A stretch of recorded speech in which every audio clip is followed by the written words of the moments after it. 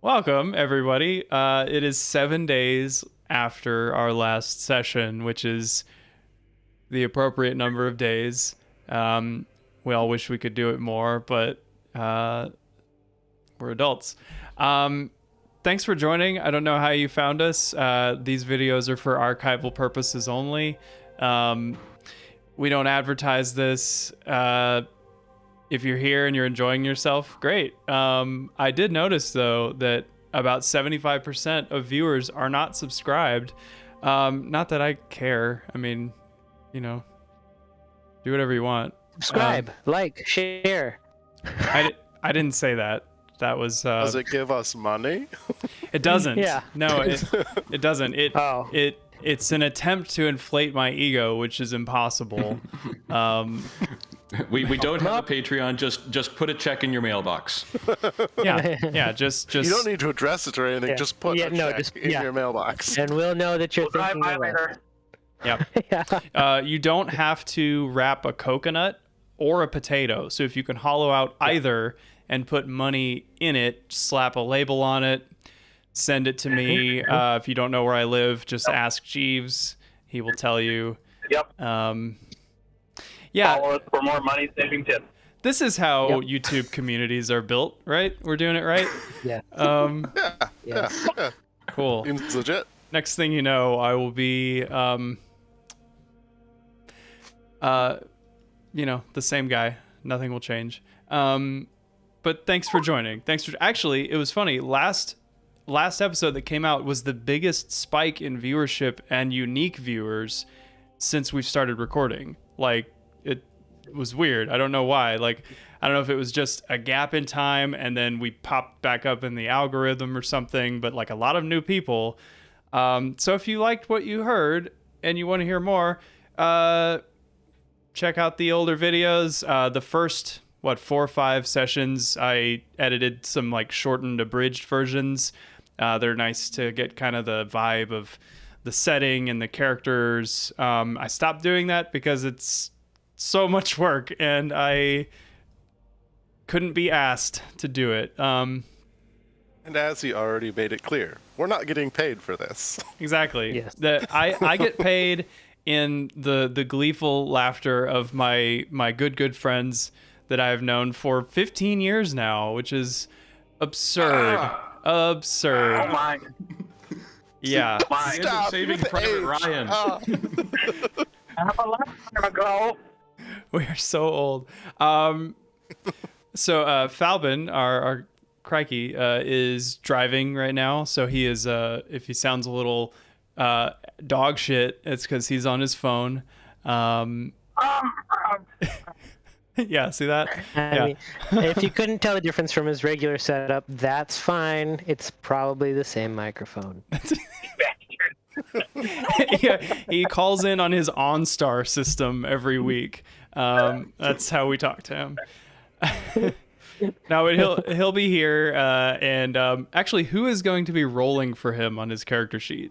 Did you guys decide that? I can do it by default, but I trust you. okay. All right, I will do it. you. I will do it. I know there's great responsibility and power that comes with rolling of the die. And I did get practice on it last week. And Cracky, you haven't directly objected to any of my tactical decisions I made last week, so I'm assuming I did at least passably okay. I mean, there's one bone to pick, but we'll get into that later. I see. There's time. Yeah. I see. Yeah, he drank all of your health potions. I that you did had drink stored, a lot of but your other health than that- potions. I'm sorry Yeah. about that. Anyway, all right. You did exhaust all of your dialogue options. I did exhaust it. Yeah.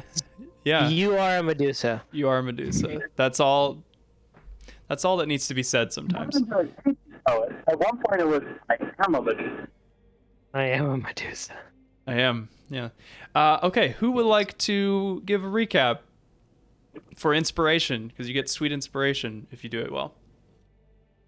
If you do it well. Yeah. Oh, the pressure's on.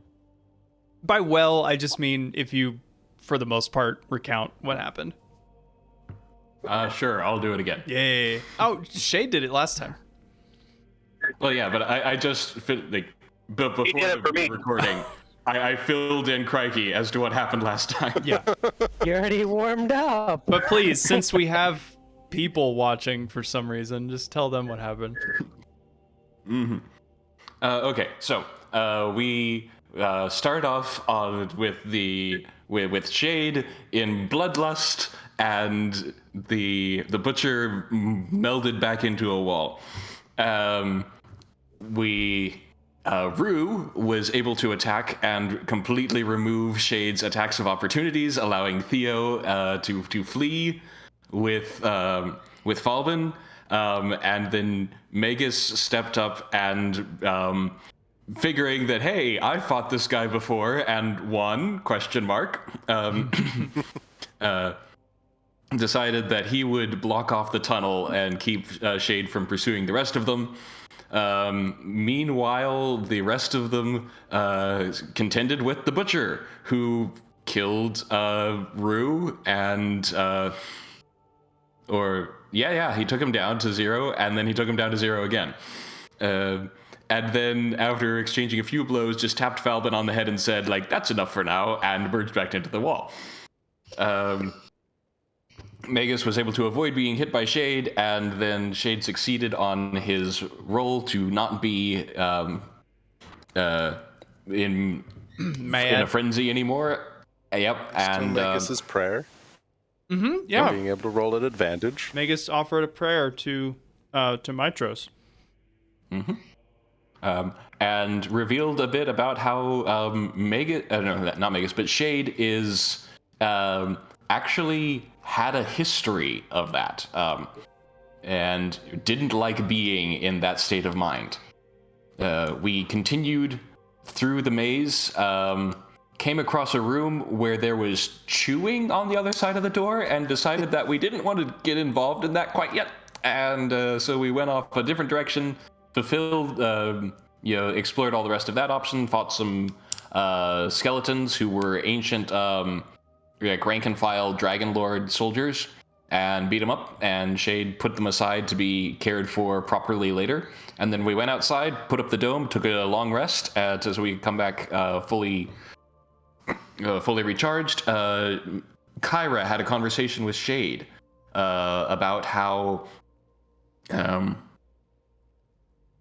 the reason, when Shade was in that state, his echo was more detailed and present, and that was because that wasn't a potential, that was something that actually happened in Shade's past. He was that feral creature towards the end of the Dragon War, which is heavy. We went back in, and there was no longer any chewing in the room, and proceeded onward, cleared out another room with a bunch of skeletons with Thunderwave. That was Theo doing, even though it hit Shade, but hey, what's a little Thunderwave between friends? That was tight. You killed like Shocking. 5 skeletons with that. Yeah. Shocking development. Went up to an alcove that had Xander's tomb in it and a nice little rug, and it turned out that wasn't a sarcophagus, it was a mimic, and the rug was a suffocating rug that wrapped up Magus, and the mimic trapped Shade, and there was battle, and everyone was just fine in that battle. No problems whatsoever. We decided to pull a lever that was on the side of the wall, which did some scraping sounds, and we didn't know what it was. We continued down the path, found another room that had a lot of screaming faces carved on the wall and some dead bodies, and when Shade and Theo went into the room, the floor sunk down a half an inch and clicked, but turned out the lever deactivated the spike trap that was off to the side, and we were okay.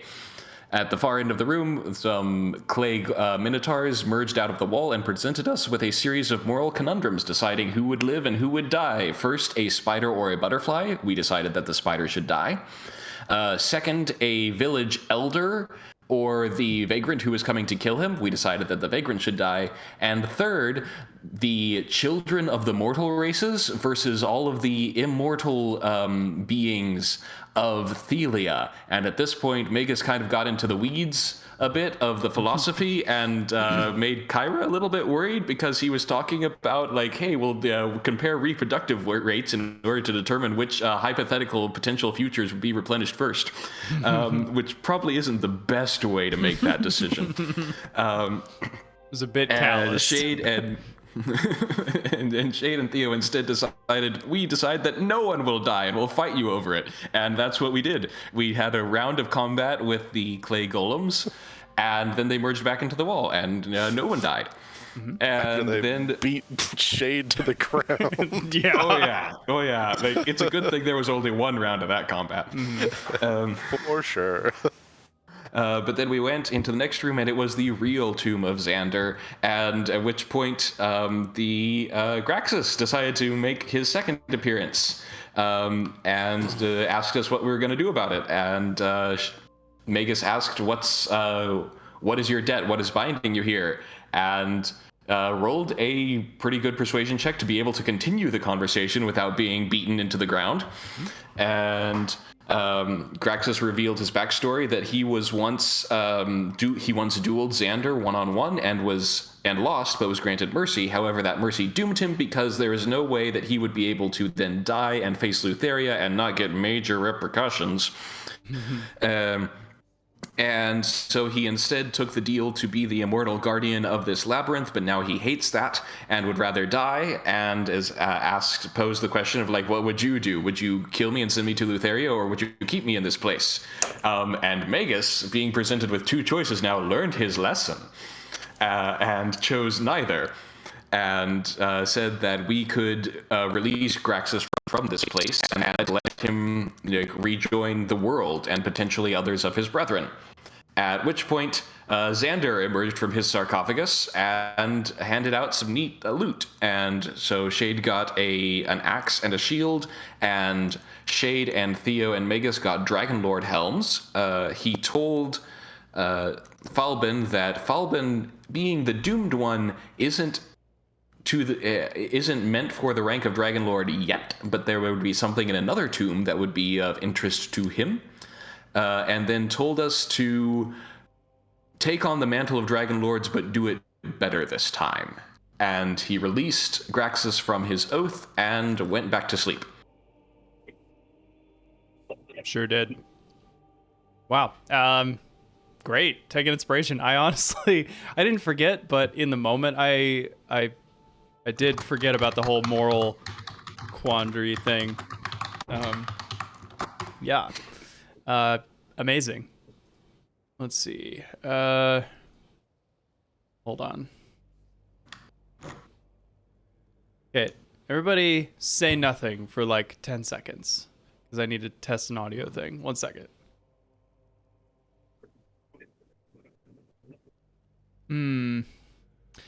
Okay, cool. I got it. I was just going to keep repeating nothing. Yeah, like... I am The Satyr. thought occurred to me. You bad. The temptation was there. You bastards. Yeah, so as it is currently, you are all standing in the tomb of Xander Horath, the founder and first Dragonlord, Shade's old commander, and basically king, protector of the mortal realms of old. The reason why the city of Mitros and Storia even exist, but you're now standing in his tomb, and it is silent, save for the calm but still kind of loud breathing of this like 8.5 foot tall minotaur in the next room, who is waiting for you to help decide his fate.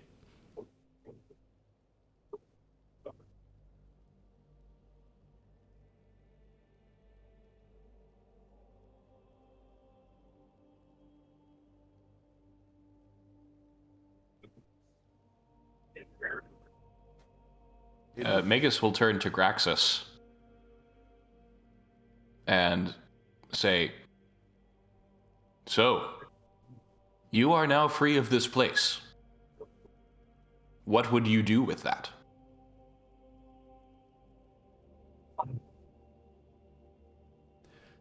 Honestly, the thought of fighting you all has come to mind. Yeah. You're not the only one who has who has displeased Lutheria. I think it'd be best if neither one of us met her for a while. Well, what would you propose?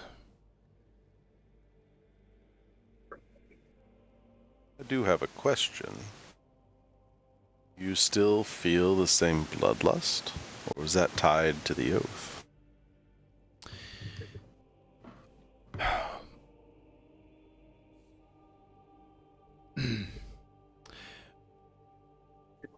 It is it is very easy to keep a fire going, but once the fire has been extinguished, it is another matter to raise it to its full flame.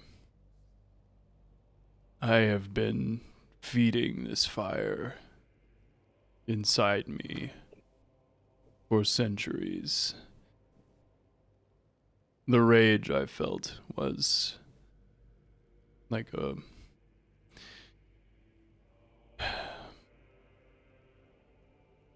it just rolled, and all it required was the slightest touch to keep it moving. This is the first time in centuries that I've stopped and thought about my actions. The bloodlust is not tied to an oath. It is mine. I bear its full responsibility and weight. But know this, once you let anger take hold of you, maintaining it is as simple as breathing.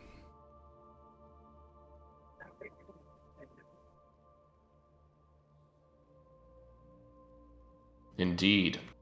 Xander said that you had collected on your blood debt many times over while here. He is probably right. In an earlier room, there were corpses hung from the wall. 2 I recognized as being farmers. How did they come to meet your blade? Well, as you say, they came to meet it. I do not leave the necropolis. These walls are my bastion. They guard me from Lutheria's watch, and I do not leave. I roam the surrounding mountains, but they are not hospitable. Those who would climb it only do so to seek the treasures that lie here.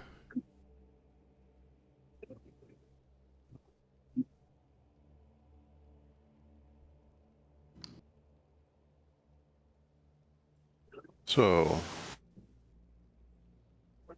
if you were to leave here, say you would be exposed to Lutheria's gaze? It is Potentially. It is possible she has forgotten me. I did her a great disservice in the latter days of the war, but that was a long time ago.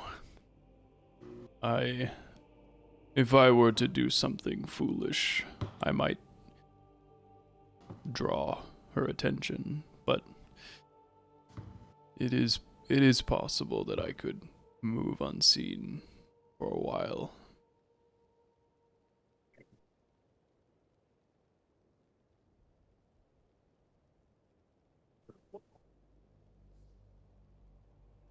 So, you intend to move on your own? Or do you intend to join with others of your kind? I dare not return to my own kind. Were they to learn of my identity and my failure, it would be another embarrassment and likely spell my doom. Any of your own kind? Or your own tribe? That is something the voice in the sky had not considered.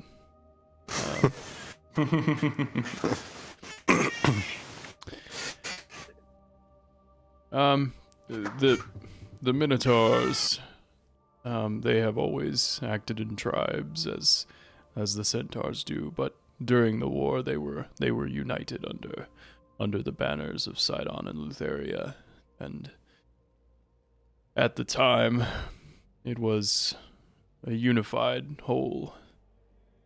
Now I have not heard much, but I would assume they are a more fractured lot. Time has passed. Yeah. As you said, it was a long time ago.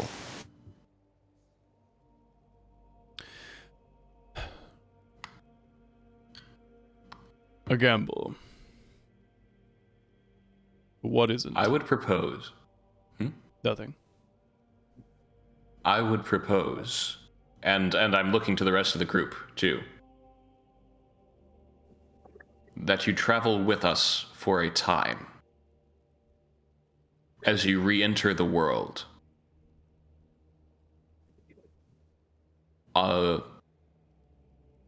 Partially, I admit, so that we can keep an eye on you, but partially as perhaps we may be able to be a source of knowledge as you re-enter realms beyond that you have not set foot in for 5 centuries.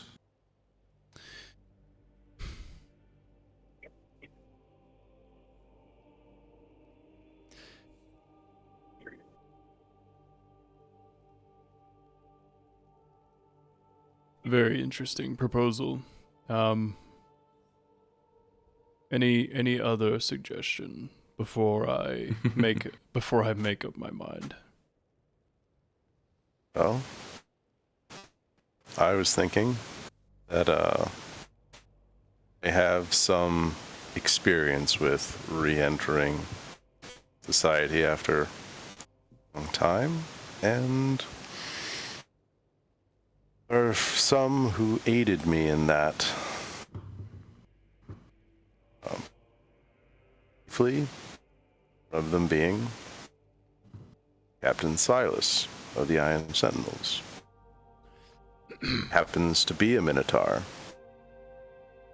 He lives and works side by side with the mortal races. Imagine, quite different from how it was last time you were out in society and the world at large. And your unique skill set and talents would make you possibly a very good fit for their company. And of mercenaries that are for protecting people. This Captain Silas, whom does he protect? Primarily, traders. People who go from city to city trading goods. Of any race.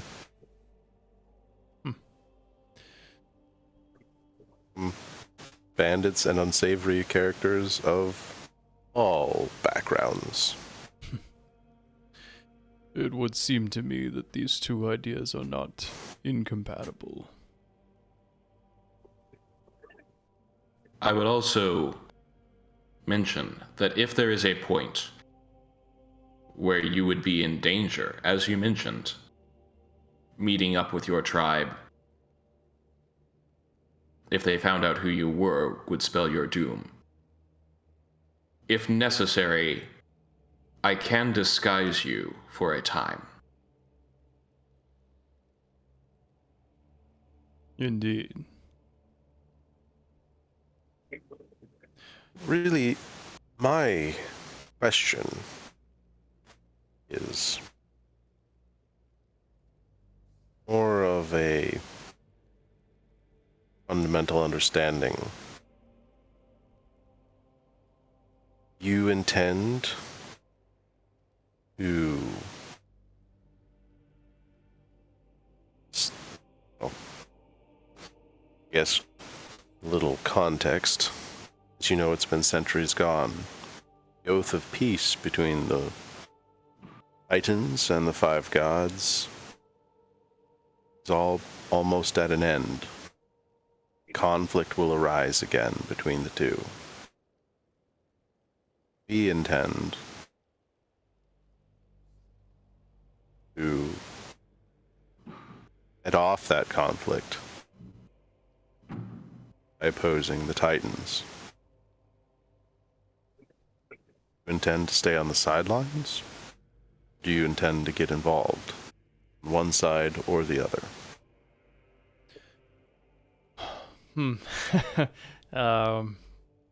Shit.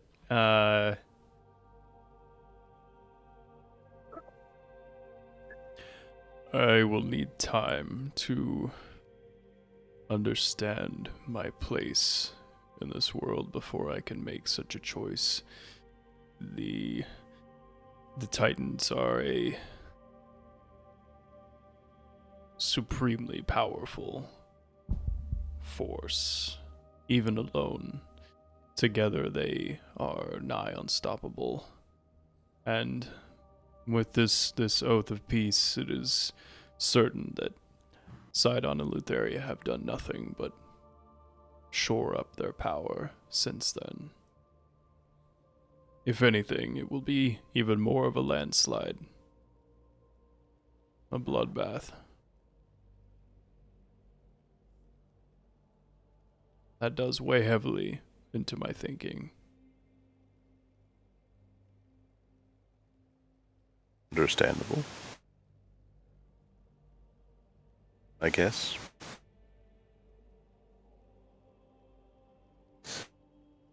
Any of the solutions we propose would effectively be anticipating, or at least trying to persuade you to, at minimum, stay on the sidelines. You're going to join forces against them, then, or against us. Join forces with them against us. Would be very difficult for us. And the fact that if you're traveling with us, well, you probably get to know us very well, and I'm sure you'll learn our weaknesses, as you've probably found several already in your brief interactions with us. I have, yes. But I agree with Magus's proposal. What we intend in opposing the Titans is not what Dragonlords of the past fought for in mortal supremacy over Fae. Is a chance peace between both factions. Something that the Titans were never willing to consider in the past. Old Dragonlord order is gone. We are renewing it, not in the same manner. We do have the ear of at least 3 of the 5 gods. We are petitioning them support peace if we can win it.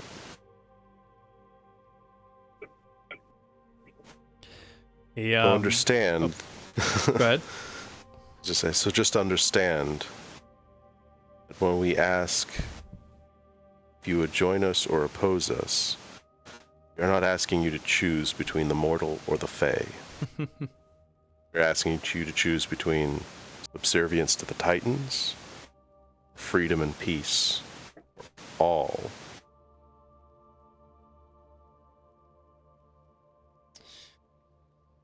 He says, "I see you. You learned something from the moral lesson."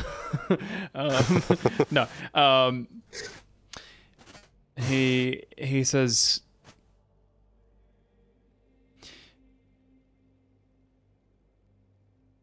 "I respect what you are doing. I respect your motivations. You know by now that choosing not to prolong violence can often be the more painful way. But it is an aspect of strength, and that I do approve of. I think, from what you have told me, it seems most appropriate if I make my way from this place and learn about the world as it is now for a time, with what you have shared with me."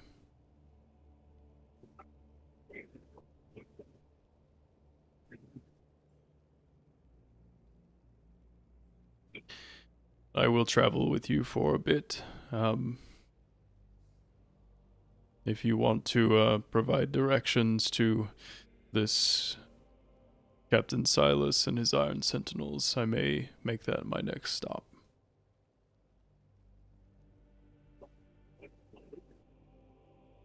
Very well.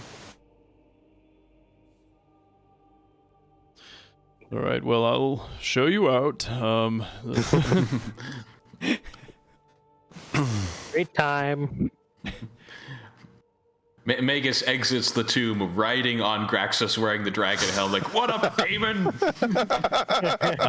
Nope, you don't do that. That'll take a few more persuasion checks. Yeah, cool. Well, you have successfully convinced Graxus to leave the labyrinth of Xander Horath and make his way into the world to find his place in it. Yeah. Well, I would like, before we leave this chamber, I'd like to do one last check around just to make sure that we have successfully fully looted this place. Yeah, you have fully looted it. Fantastic. The Needs to be three fully looted. the three very rare helmets and the very rare amulet and the very rare axe and shield. I know that's not a lot of treasure in one room, but you know it's a meager amount for level 5 characters. I hope you enjoy it. I hope you can make do with that. Pittance. I know. I'm sorry. I know. No, I know what you're getting at. He said like everything in this room you can have. And like we're removing the last protection against grave robbers, so we might as well take it all with us. Yeah, that's true. Yeah, that's really it. You could take a mental snapshot of this room because who knows? Pull out a piece of chalk. Right, Shade was here. Yeah. On the wall. No, I'm not. I'm not doing that. and actually, like on that note, like you glimpse over it at Kyra, and she has like just finished like a rough sketch of you guys making peace with Graxus the Butcher amongst this tomb, is just calling it something about the new Dragonlords, she says, "Well, I guess this means your labors are complete. That means something."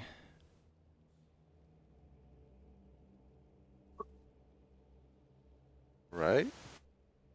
Magus is just kind of like holding the helm that he was given, and just kind of like eyeing it semi-suspiciously. Are you going to be all right, Magus? Yeah, of course. I seem to be inheriting a certain kind of legacy as of late.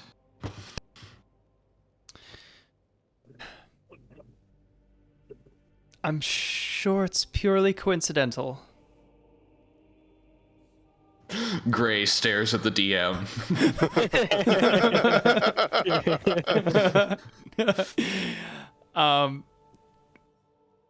She says, "Look, Magus, I know as well as anybody the things that Estor was capable of and what he did. And you're not that person, all right? You're not him. But you've been given a unique opportunity to create a new legacy for the Dragonlords, and not for his name. I spit on his name. But it's just a piece of metal. But the title of Dragonlord that's something that a helmet can't give you.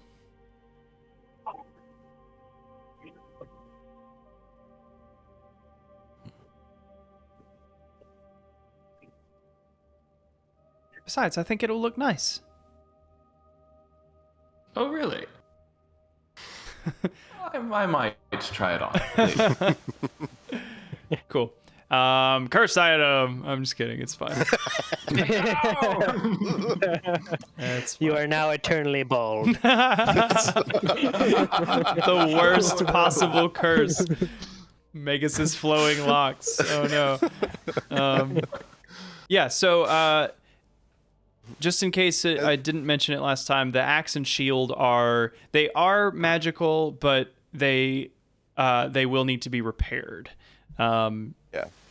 It basically indicated that we're going to have to take him back to Vulcan to get renewed. Yeah. But we still have the rest of the necropolis and all its tombs. You have marked which are... Loot those. Yeah, you could. Yep. Yeah. You've marked which ones are... what do you call it? As Yeah. Consecrated. Consecrated. As we're leaving this room, especially as we start walking back through the hallways, Jade would specifically ask Praxis if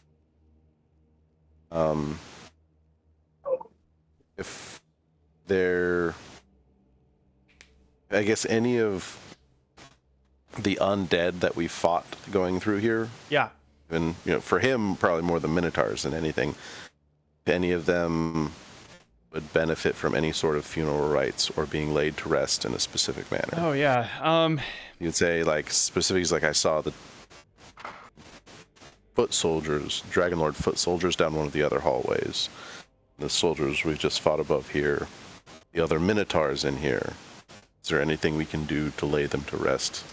I think he would kind of explain something that, like, they were the last vestiges of the spirits of those creatures, and as such, like 90% of their essence is already departed, and there's just a small amount binding to their old physical form, enough to allow a place like this to animate it based on the desires of its keepers, like Graxus and Xander. So he would say that is very, very noble, but not ultimately necessary. Okay. Who doesn't really care if we loot bodies and stuff? No, it's cool. Okay, yeah. Cool. It's like we don't need to like return those Minotaur skulls, do we? No. You're fine. You're fine. And did you want to get those hoplite soldier bodies on our way out? Yep. I would hold off on that Okay, one. I'm back. Yeah. I would tell him about the rats before I tell him about the tree. I wouldn't even And tell you him about haven't the told rat. any of us about the rats. Exactly. I just learned how to pause the recording because I had to step out for a minute. And if you're just as confused as I am, that's normal. What are y'all talking about? Oh, so that's not all recorded? No, it's not. Oh, okay. goodness. That's funny. I guess that works. Cool. Cool. No, We were just talking about like the conversations that's gonna happen with Graxus as we're like hiking down the mountain. Oh yeah. Like, yeah, so we done this, we did this, we done, yeah, we got this. Do I smell rats in that bag? Yeah. Yeah, I'm excited to get rid of him so I don't have to do that voice anymore. Yeah, so okay. We're not gonna As we are leaving, winding our way through the labyrinth, I will kind of fall back with Kyra again. Sure. And say like, you were right. What you said about the test of the Minotaurs of who lives and who dies. It was easy for me to get caught up in the puzzle of it. You're a puzzle solver. It's okay. I didn't mean to get so in your face about it.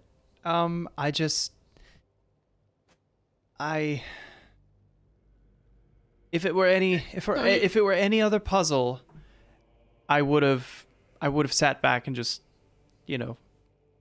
not worried about it. But this decision was, I remember these decisions being made, and even in jest, even in as a puzzle, I couldn't stand back and see it be made wrong.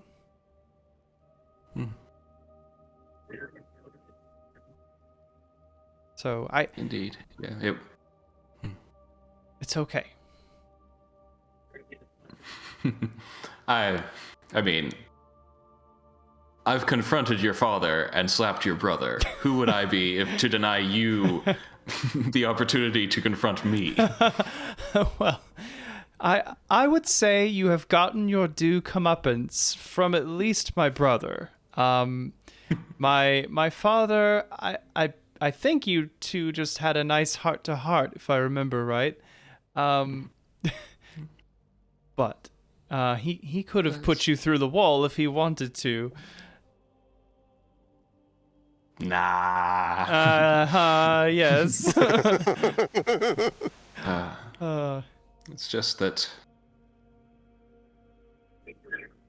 you know that from the first day that we met in the tavern, it has been in my heart to woo you. And I know that's a long shot for a mortal. And I guess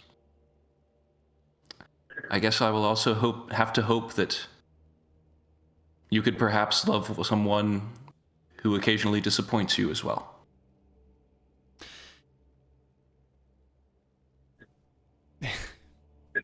She smiles. She's Magus, you know that 5 out of 7 men that I meet say that in some form or another. I'm not surprised. And I am quite fond of you, Magus. I know this. I'm quite fond of you. I just have a rule, and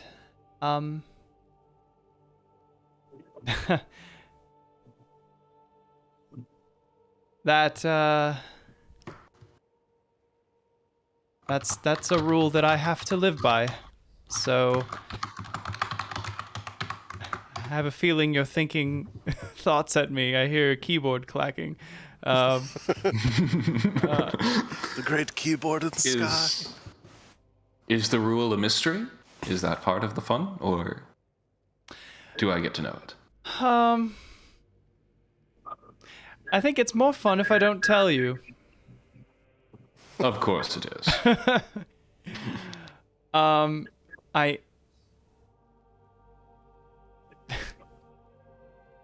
We'll talk more about it some other time, Magus. But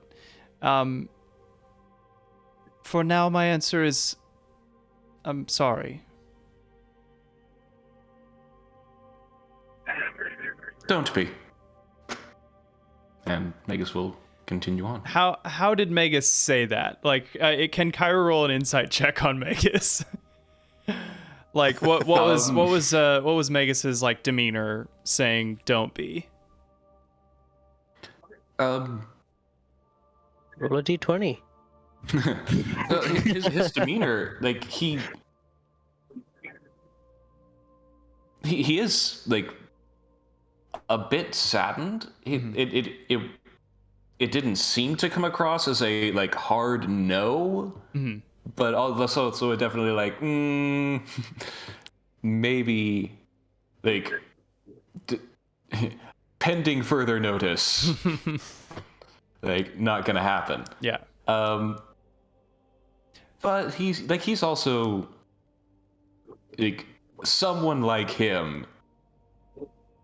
He's been rejected a lot. Yeah, sure. And not necessarily because he's not it's them, not him, sort of thing.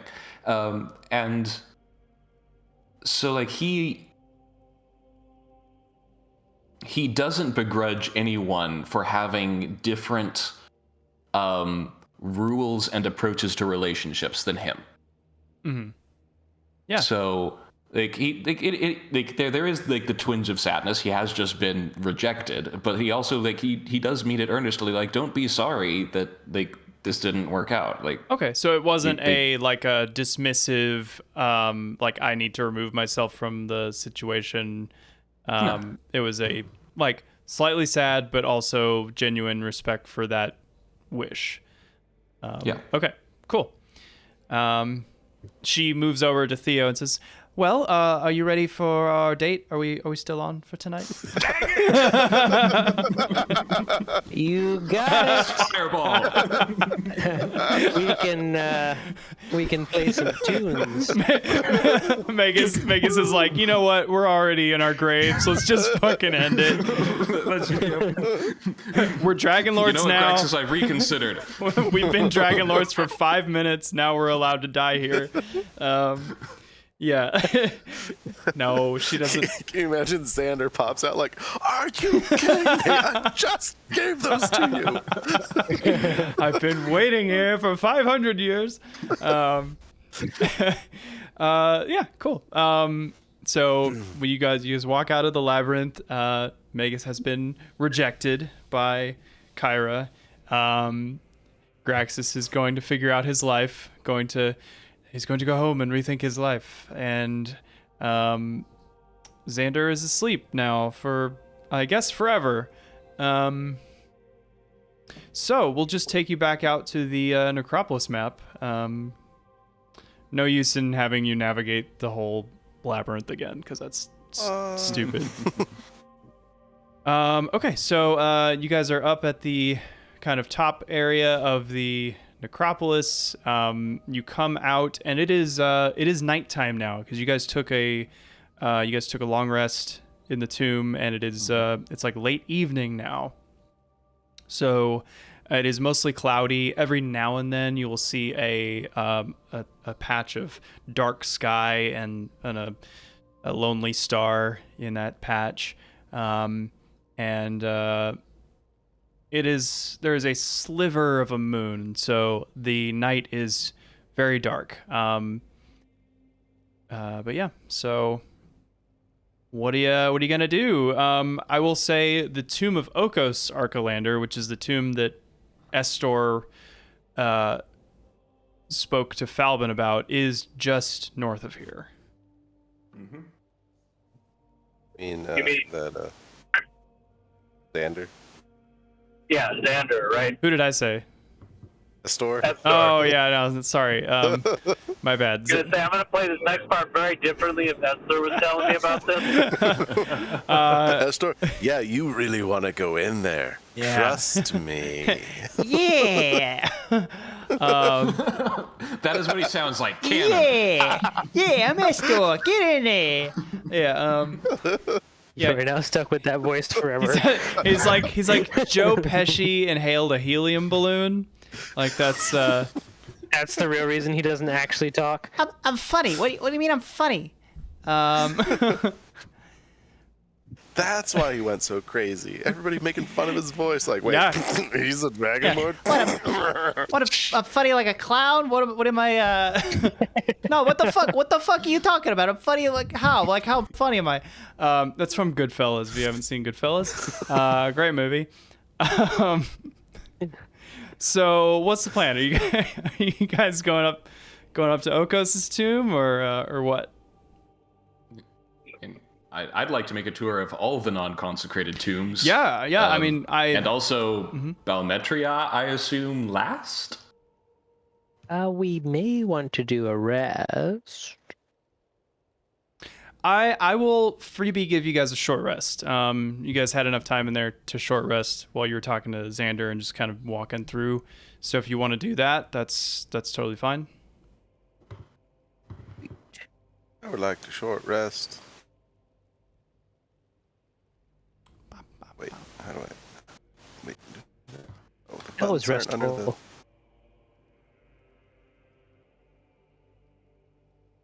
Oh boy. Let's see. Guess I should put Graxus out here.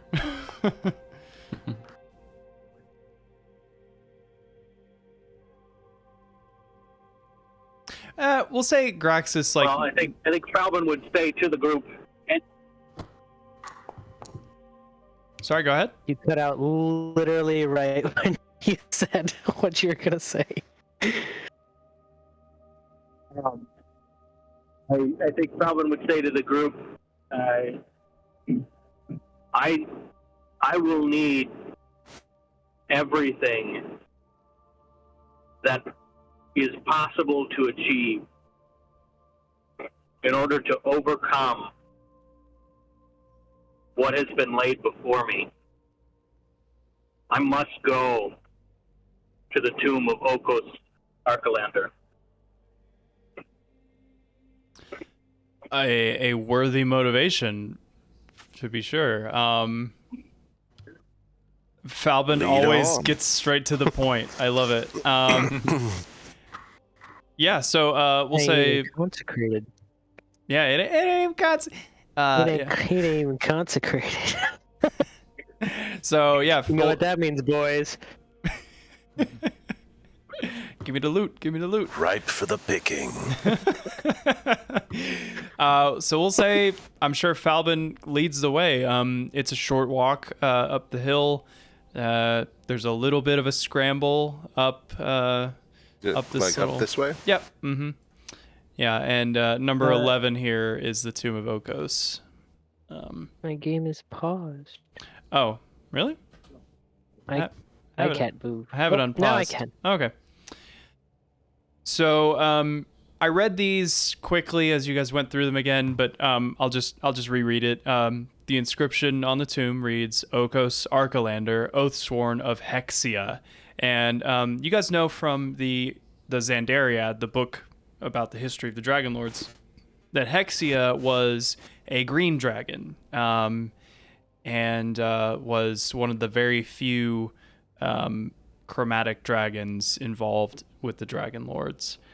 The murals on the walls of this tomb, on the entrance, they depict this man leading an army of hoplites in clashes against the centaurs in the grasslands north of the Archelon River. The man is shown wearing a simple bronze breastplate. Okos is one of the Arkelander family. Their name has now become synonymous with, war crimes in general. But Okos was cut apart. He was a soldier rather than a king and a conqueror. I'm assuming Falbin approaches the door.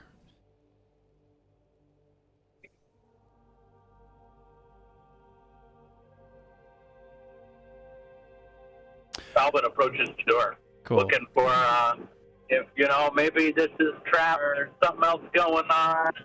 Seeing if there's carvings about what I'm about to get myself into.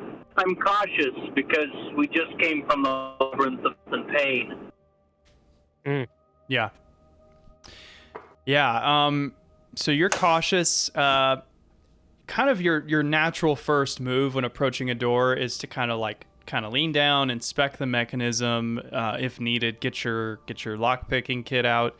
But like the moment you go to sort of crouch and inspect the door, it opens on its own as you get close to it.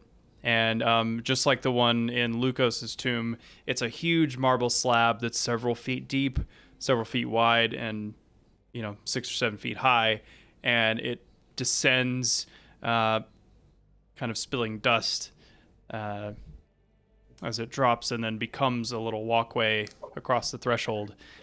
And inside you see a sarcophagus.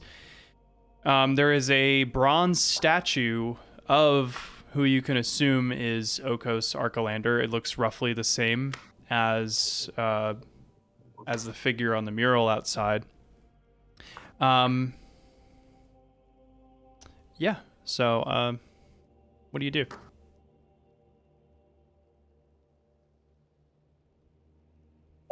Again, I'm walking. I mean, it's kind of a little weird with these ghostly things that are just opening up and being all friendly. I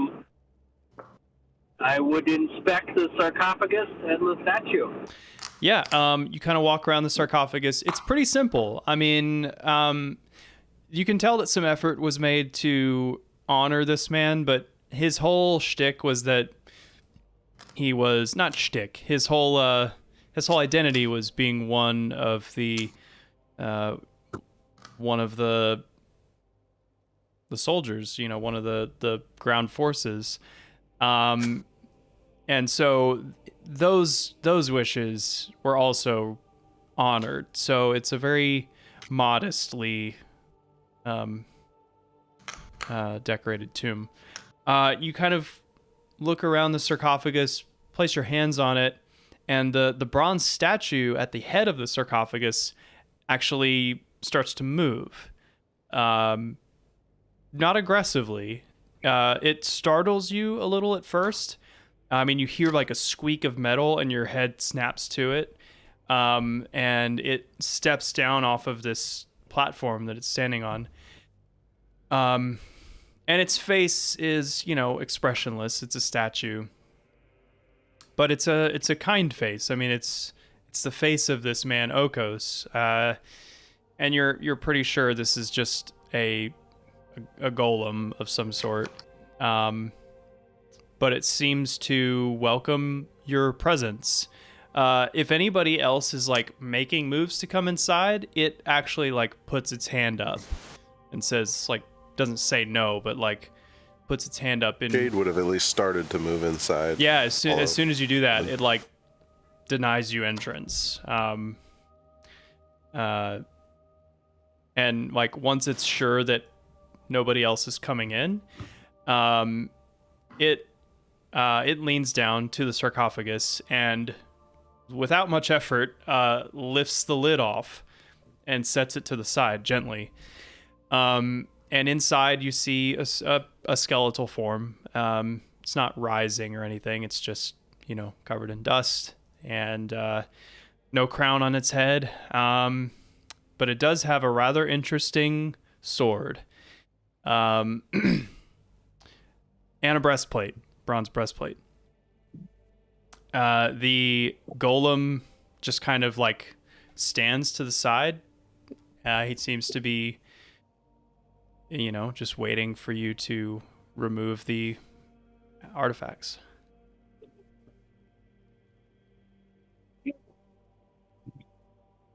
Well, I've been seeing the mannerisms of the golem would, without taking his eyes off of the golem, slowly reach for the weapon to remove it from said tomb. Yeah. Cool. Yeah. So, the sword is like really interesting looking. It's a very like squiggly blade. Like the blade is like a very shallow sine wave, and it's made of this kind of bright silver material. There's a groove running down the length of the blade. This is a very long sword. Like this is it would be a long sword actually. But it looks light. And actually you pick it up and it wields more like a rapier. Like it points just like a laser. And as its blade moves, the reflective surface shimmers like water on a mirror. You take a closer look at the groove that runs down the blade, and your nose is pretty keen at this point for alchemical substances, and you can smell that there's poison in this somewhere. You're not sure what kind of poison, but this weapon has some tricks up its sleeve, you're sure. So, that's what you find. It is a very, very fine weapon. And the breastplate, I am not sure what proficiency you have. I think you have light armor proficiency. I don't remember what if a breastplate is medium armor or not. Probably. Yeah, I think I can wear like studded leather and stuff. I don't remember what those classifications are. Okay, it's medium armor, but we'll say it's just a smaller breastplate and it's light armor. Cause why not? Yeah, so you have that. I'll put it into your character sheet later. But this is the Quicksilver sword. So the Quicksilver sword. Yeah. Whoa. I think I know of this. I don't know if you do. Oh man. You're gonna like what it does, though. I guarantee you.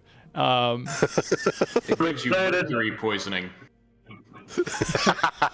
Yeah, you become overwhelmed with mesothelioma. Thankfully, though, you are entitled to financial compensation, so you get a lot of money out of it before you die. Cool. So after you remove the stuff from the tomb, the golem replaces the lid on the tomb gingerly and ushers you out.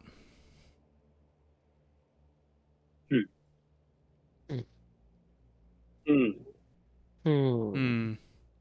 guess Balbin would go. Maybe nod to the statue that may or may not be sentient. Yeah, as soon as you cross the threshold, you see the statue returning to its platform, and it returns to its sentry eternal as the door closes.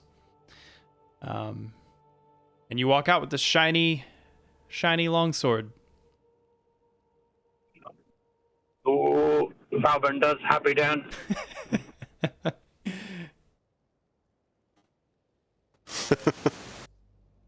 All right. What now? Well, Balvin would look to the group and say, "See, this is the kind of shit I'm talking about." Wait, aren't you just a Medusa? That seemed far more straightforward. Yeah.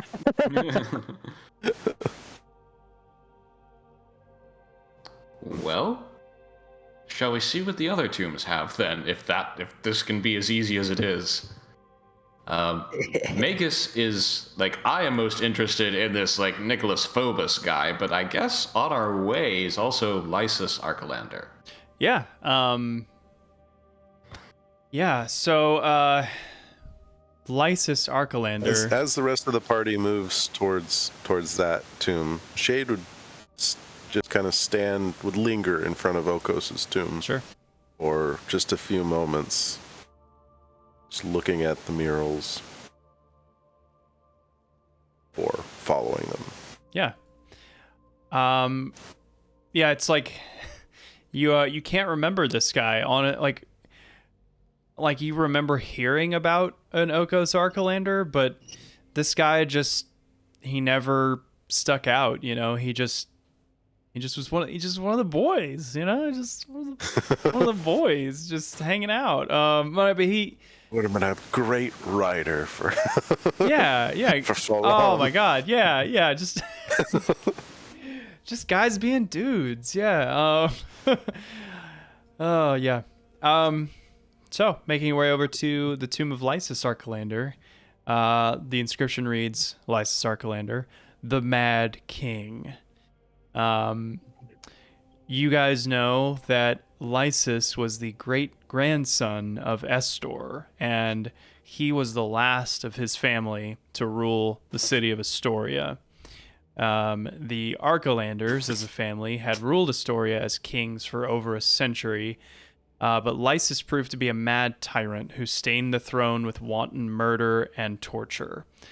The god Pythor, your best bud, unable to stand by and watch, overthrew him and took the throne.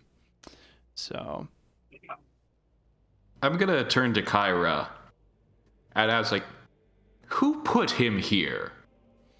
she honestly shrugs with like this exasperated look, just like, this whole place doesn't make sense.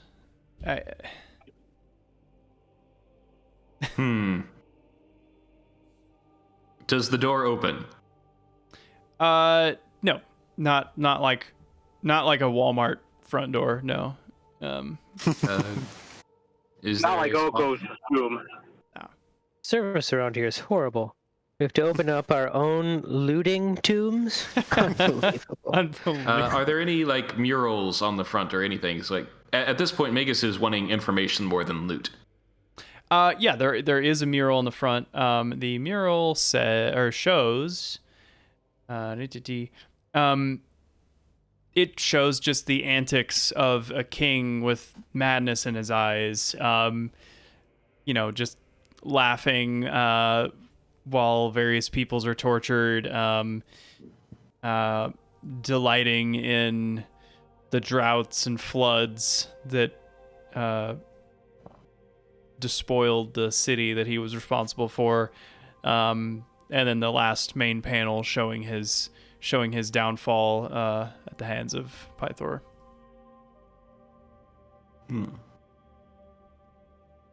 Is there a coin slot? Yeah, there's a coin slot. Any quarters? Nope. Mm-mm. Right. Do we have any thread or something to tie around this coin so we hopefully don't lose it? I have mage You've hand. played slot machines before. All right. Shade would put the Dragonlord coin into the door. You do that, and the door begins to open. It drops down about 6 inches, but then it stops.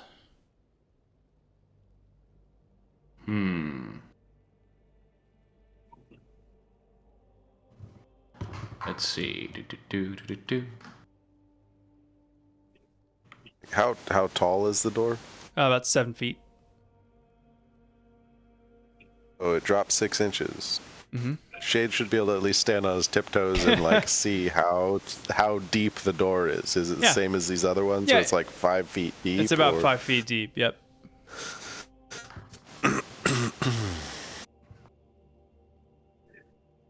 Hey, do we take like a 5 to 10 minute break here? I'm just pulling in home. Oh, you're just pulling in? Yeah, we can do that. Yeah. Cool. I'm gonna pause the recording, so we'll be back in a minute. And we're back. And now we have Craigie, and he's home, and he's got his regular microphone. Yes, here I am. Hello, welcome. Greetings. Do you have any, now that you have your stuff? Actually, let me just send you this sword. Oh God, man, you're gonna like it. Everything is different. Everything is different. Everything is different. What do you mean? Foundry have like a major Yeah. update? Foundry got updated. Oh yeah, because you This weren't last time you were here here. last time. Exciting. I am gonna post the image of the Quicksilver sword for everybody to see. In the general, I guess I can post it in Foundry too. Why not? That's a nice image. Oh, that is a long definition. Yeah. Sorry. It's cool stuff though. I promise. Let's see. All right, if I just randomly gasp, it's because I'm reading the definition. Yeah. Oh, come on, Foundry. Let me put this in chat. Come on. Very fancy. Man. Can I make a handout of it?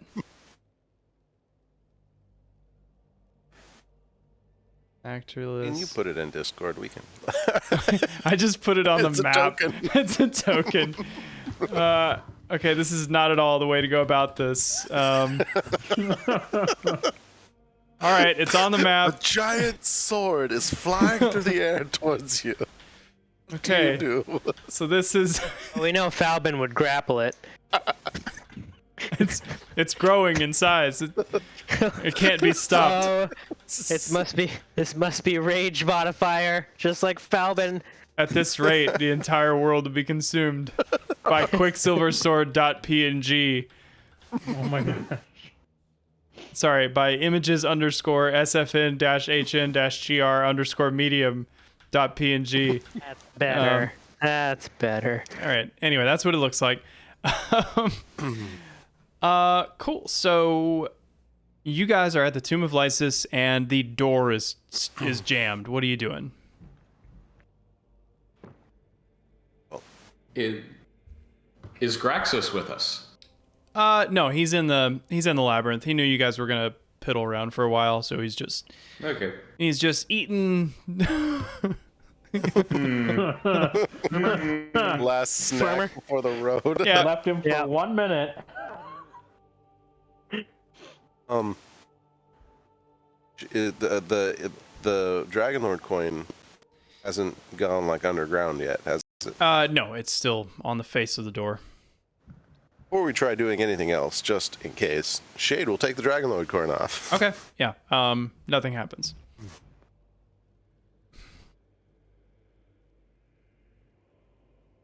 All right.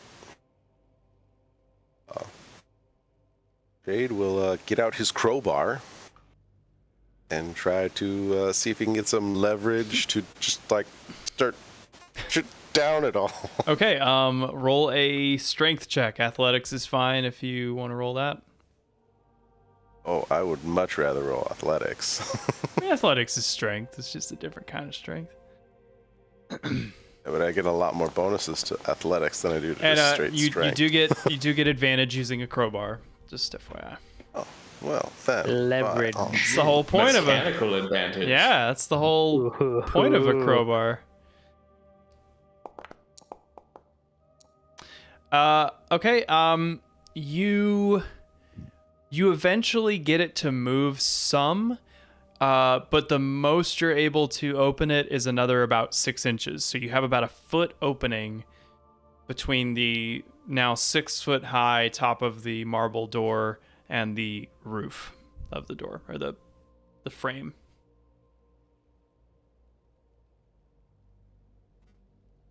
peering through this opening, can I see anything inside? Given that it is night outside, well, you have dark vision. So it's very dark in there. What you can see inside is all you see is a sarcophagus.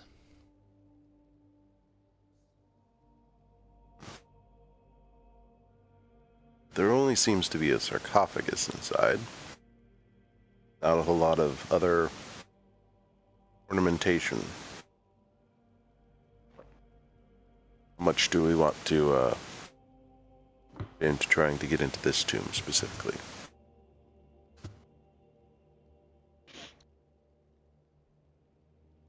One foot does seem a lot more wriggleable. Yeah, probably In not my for opinion. Shade. I don't think Shade could get through there. No, probably not. So maybe Theo and like maybe Magus, if he like alter selfs himself into a thinner version. How tall are you, Theo?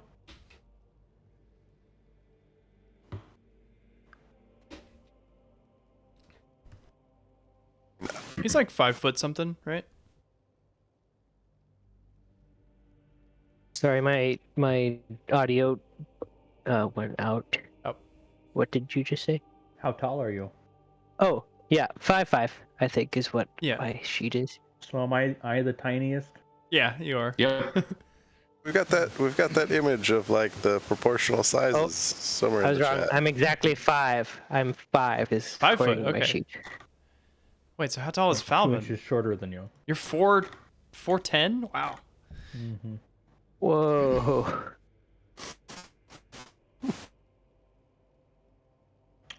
Very sneaky. I don't know.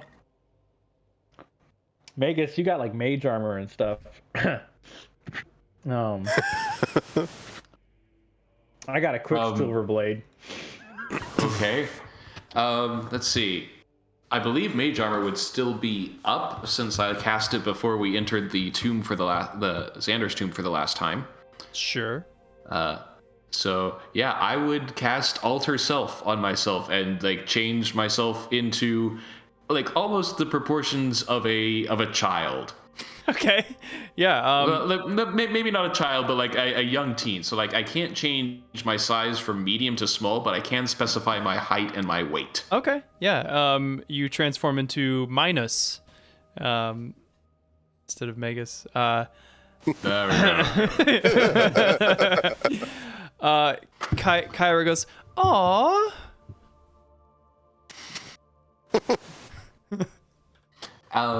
And all right. So Before you go through there, let's find something to jam in there that in case this thing decides it's closing, you're not getting locked inside. Yes. that is a good idea. Yes. Put. My voice cracks. Put. Kyra goes, "Aw," again. So Shade goes around Hey! looking for a reasonably sized boulder that we can put in there. Yeah. Roll a nature check, or no, either that or investigation. I will do nature just for the heck of it. Yeah, you find a pretty good, like very, very round, about 11 inches, 11 and a half inches in diameter stone. That's, pretty heavy. You're probably the only one in the bunch that could lift it around and, maneuver it up to the 7-foot height it needs to go at. But yeah. That's what I would do. Yeah, you do the Blarney Stone lift, and you get it in there, and Minus crawls in the gap. I will take some rope with me and so I'm able to crawl back out. Okay. Because Yeah. I assume making it back up to the 7 feet tall is going to be a bit more difficult. And I get inside and I light a torch. You light a torch, and the walls of this tomb are pretty bare. There is just this sarcophagus, again pretty bare. You would think that, a king would have a nicer sarcophagus. But this guy probably didn't have a lot of fans, especially when you're dead.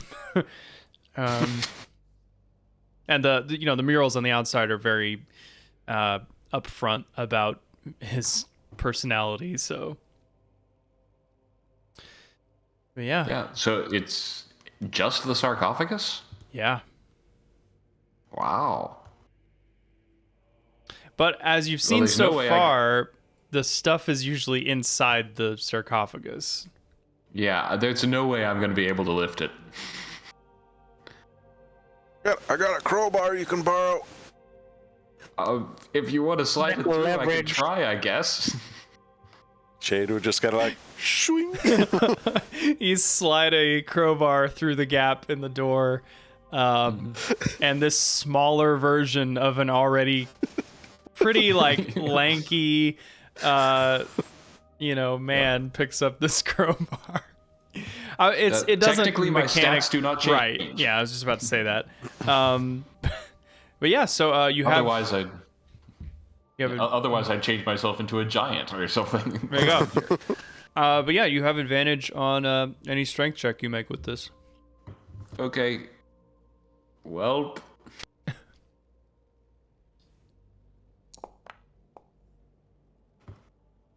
And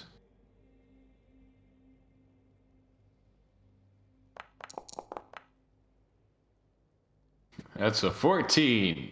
Do you want to spend an inspiration or? Fine.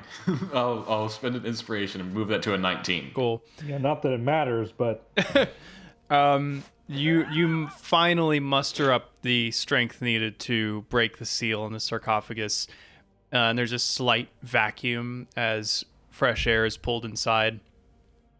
Kind of blows some dust in your eyes as you cough and shove the lid aside. There's no way you're getting that back on.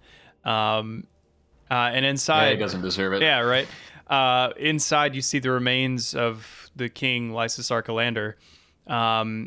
And he is wearing a bronze breastplate. There is a bronze shield.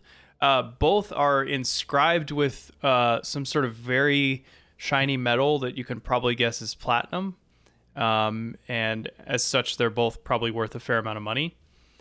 Can you do a perception check really quick? Oh boy.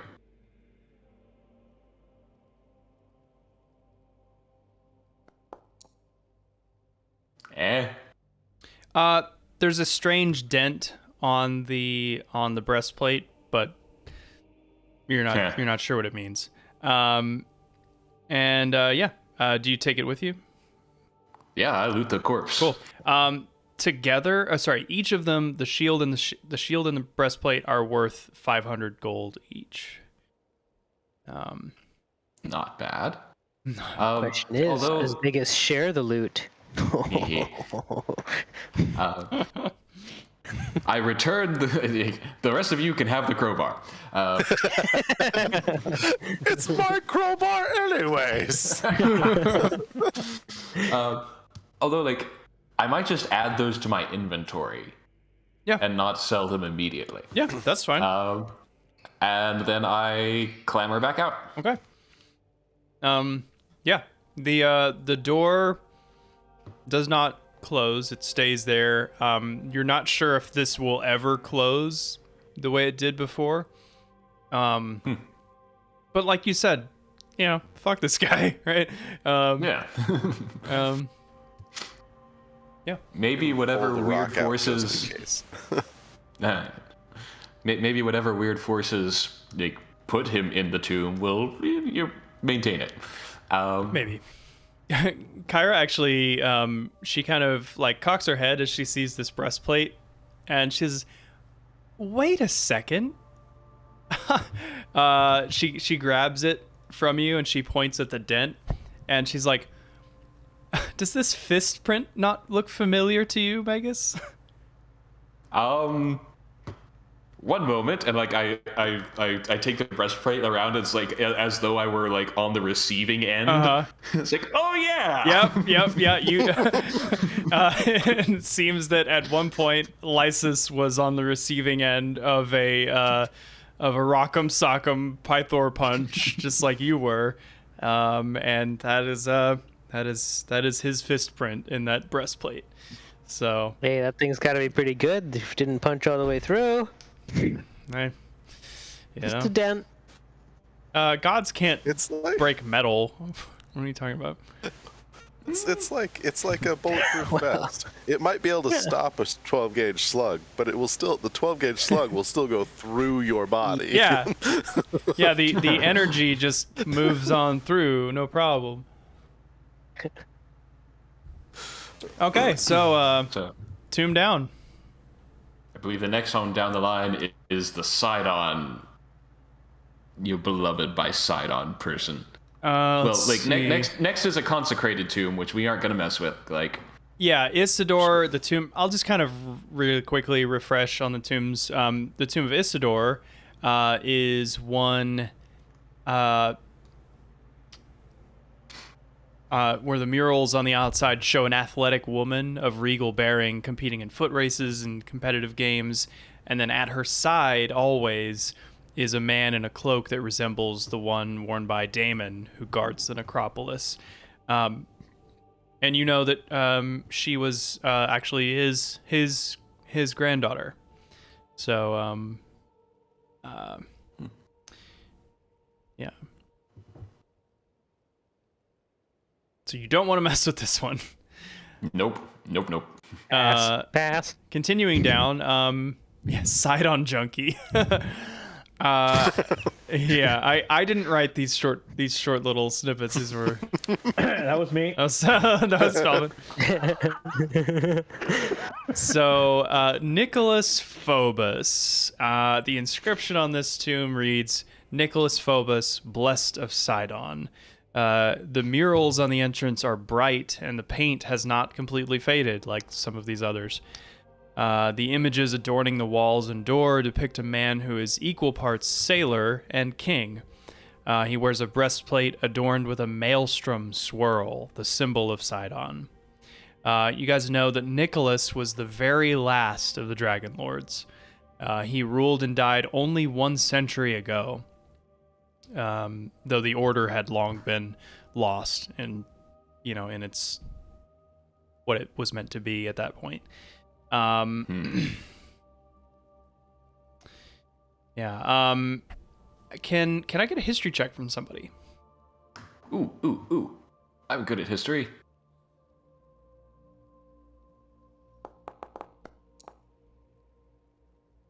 Yeah. So, from stories you've read and from talking to Aesop, you know that Nicholas, in his lifetime, swore fealty to Sidon as a symbolic gesture of peace, earning the blessing of the Titan. The Order of Sidon then modeled themselves after his example.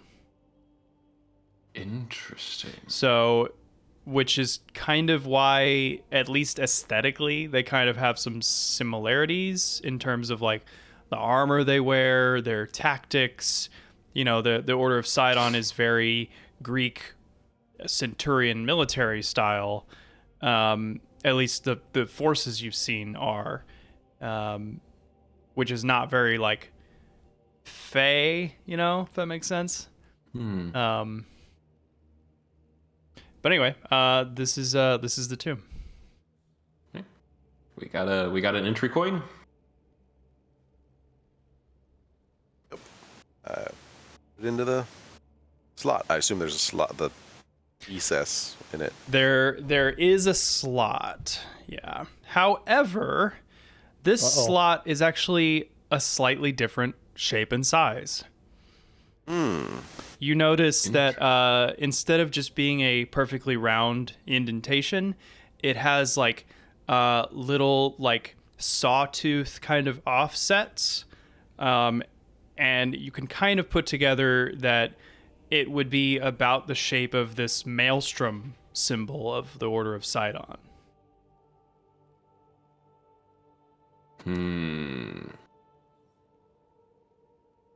But you do know that most of these tombs you've been able to brute force into if you needed to.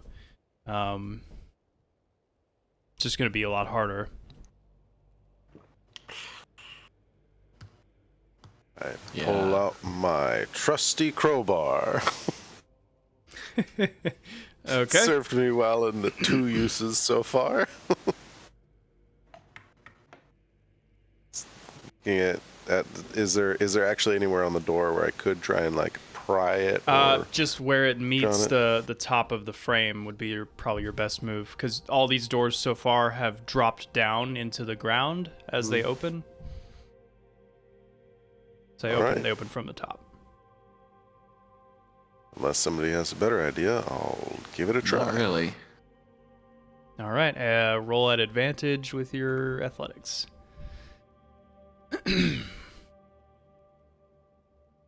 Advantage. Oh wow. That's so great. It does not budge. I'm gonna say if you want to give it another go, it will basically require you to spend quite a bit of time here, and you will have to make a Constitution roll to due to the cold. We may have to convince some of the Order of Sidon to let us in here later. Unless, like, there wasn't anything like that Breaka had on his person. Not that you have on you, I don't think. Yeah, I don't. That we've successfully looted.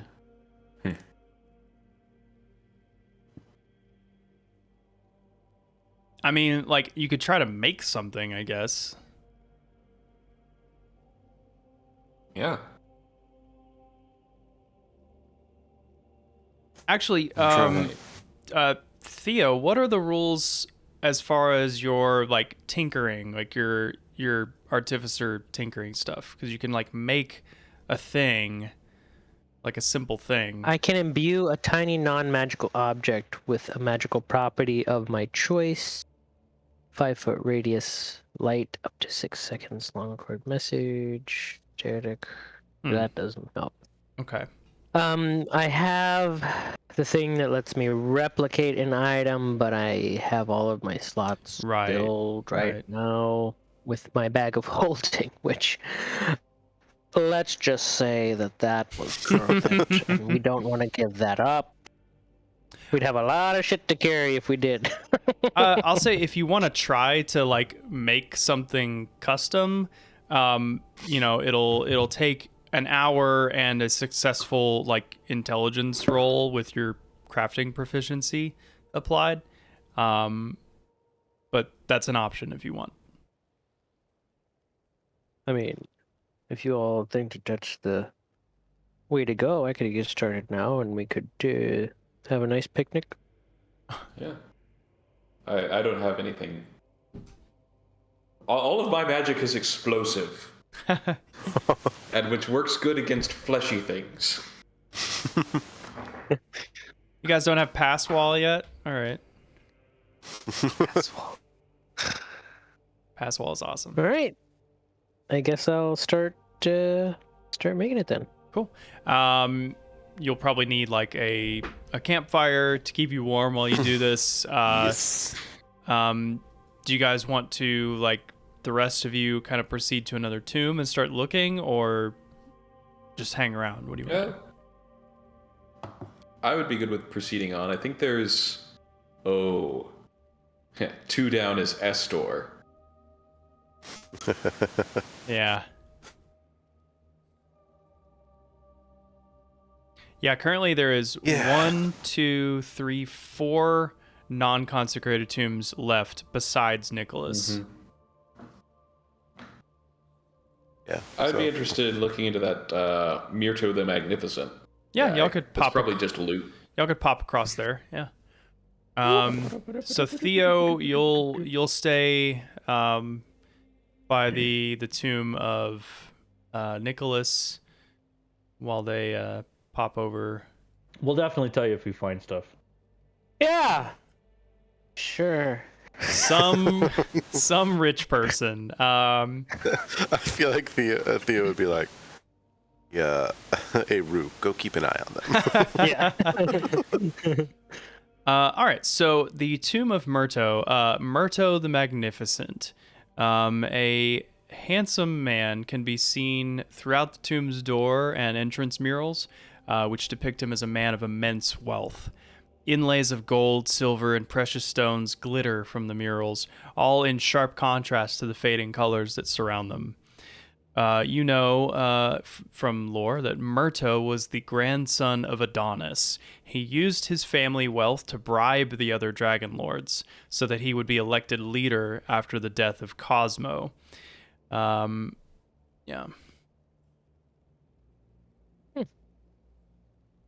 And there are 2 statues of Myrto that... No, there's not, actually. Sorry.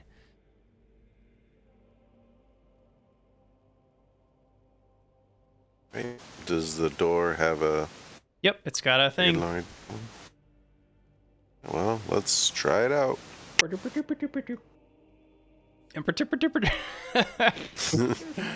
Yeah, exactly. Just like that. You pop it in, and the door begins to descend and open. Looking inside, you now see a sarcophagus flanked by 2 statues that resemble Myrto as he was depicted in the murals outside. Stone statues? They roll an intelligence check.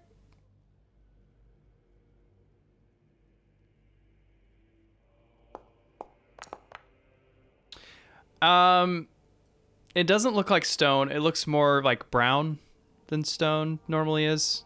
Like, I know there's brown stones, but it's not like... I have a feeling... Yeah.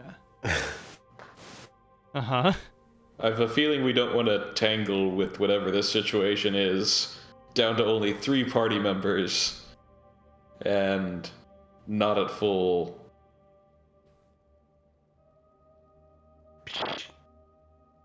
I have Quicksilver. Oh boy. So we just see the sarcophagus, the 2 statues. Yeah. That's it.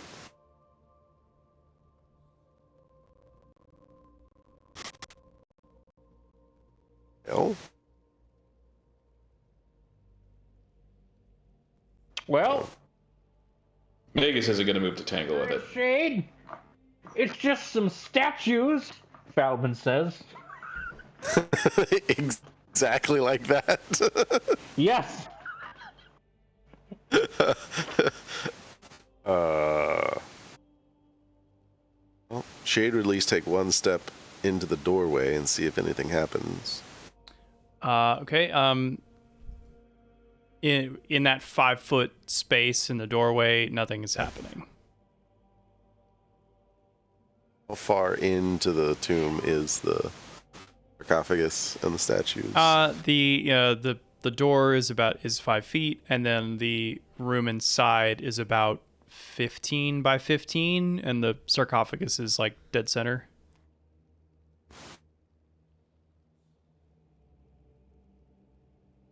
It's about a 10-foot reach from you to the sarcophagus, something like that. So, using my glaive, standing in the door, he'll reach out and tap the sarcophagus with the glaive. Okay. Yeah, nothing happens. There's a nice dink sound. He would turn around and look at Megas and Valbin and be like, oh, me and... Did we? Before we move any further, quick question. Attunement. Yeah, do you have any free attunement slots? I can't actually find where those are anymore. I believe I had one free before. I believe you did too, because I know you have your rebound dagger and your that Yuniga's boon. Yeah, which I forgot what that does. I think it's just those two. So yeah, you're good. But doesn't it also take time? Yeah. You've had a short rest. Well, no, not since then. Yeah, not since then. Okay.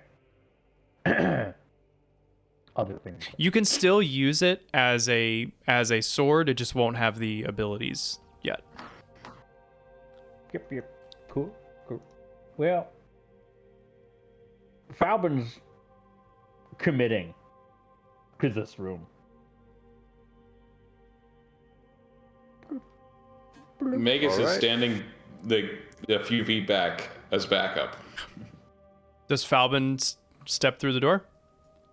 I crossed the threshold. Cross the threshold, and as I'm sure you suspected, you cross the threshold, and the statues animate, and these are clay golems. Are they happy to see me? No. The No. other one was. No, they're not. Let's roll initiative. No. No. We'll say Theo. Yeah. You only just began your hour. If you want to engage, you can. You just are going to be there, which is fine. Well, you can't see inside from where you are. I mean, if we get Send the goal, machine. if we can kite the golems out, he can just shoot them from there. That's true. Yeah, I'll snipe them from here. Well, go ahead and roll initiative then, and we'll. He's just sitting there happily whittling a rock or something to get into this door. Being creative over here. Oh, for fuck's So sake! Leave me alone for 2 seconds. Okay, so let's begin combat. Falbin, per usual, you are first to go. Cool. Am I like within attack range as the token size? You would are. suggest? Yeah, you are. Cool. You are face to face. Guy should be here then. Yeah, I'm like 10 feet inside, as it were, maybe 5, just across the threshold, right? Yeah, we'll say they're actually a little further back, and you are like up against them. So you're like Okay. you're like here. Okay, so I'm actually here. Yeah. Okay. Well, as my bonus action, I take disengage and I back away to here. Cool. Wise choices. Theo, for line of sight purposes, this is like the wall, so you would Gotcha. have to see through that opening. Cool. Exactly. I back away an additional 10 feet for a total 25 feet of movement. I can Okay. see clearly into this great wide opening, and I chuck my dagger. Yeah, you do. Fuck it. It feels so good to have my dagger. Fuck it. I guess since this is the first round and I have advantage on the roll Uh-huh. because I am an elf and things, I'm gonna roll my elven advantage for the attack. And click. That was weird. Is that not? Okay. So 22 to hit. Wow. Yeah, definitely. Cool. I'm gonna just roll this to do both. Oh, give him the rebound. Gotta give him the rebound. Give him the rebound. Why is it not rolling? Hit him. Hit You him. just rolled the description. Yeah, there's a. Hit him with the The rebound. update to Foundry killed the module that does the automatic attack and damage rolling. Ew. So Okay. I don't have a replacement yet, so you have to manually click attack and damage. Okay. Damage. And See, so when I click mine, it brings up an attack and damage right on the. Yep. Mm-hmm. normal, there you go. That, and then we're gonna go ahead and tack onto that sneak attack because I'm sneak attacking. Sneak 'em. Badass. And Sneaky. So 18 damage. So you scurry out of there, fling your dagger for 18 piercing damage. All right. Who's And it was magical, if that matters. That does matter. So thank you. Anything else? I will coyly take 5 more steps back Coily. while staring at Megas. Oh, making And eye Megas is just like, what? Okay, I told you this would happen. All right, Theo, you you see Falbin bravely retreating and throwing a dagger into this tomb. You don't see what he is doing with it. Yeah, I'll just be like, huh? Why is he looking coyly at Magus? And I'll just keep Rebound an to eye something or on. another. I'll just be on lookout for see if anything happens. Okay. You know, at this point, I don't really know. I'll send Rue over to see if he can see anything. Okay. Report back to me what he sees. Yeah. I think he only gets to move 60. Oh, you know what? I just thought, how cool would this be if you were able to upgrade Rue with a thing where he had like a metal plate that you could do bank shots off of him? Yeah. Right? Yeah. Sometimes I shoot my friend. Yeah. But in a loving way. You guys are like one of those like 1800s like trick shot couples where like the wife's like holding up the off of a mirror. And, spittoon. yeah. Yeah.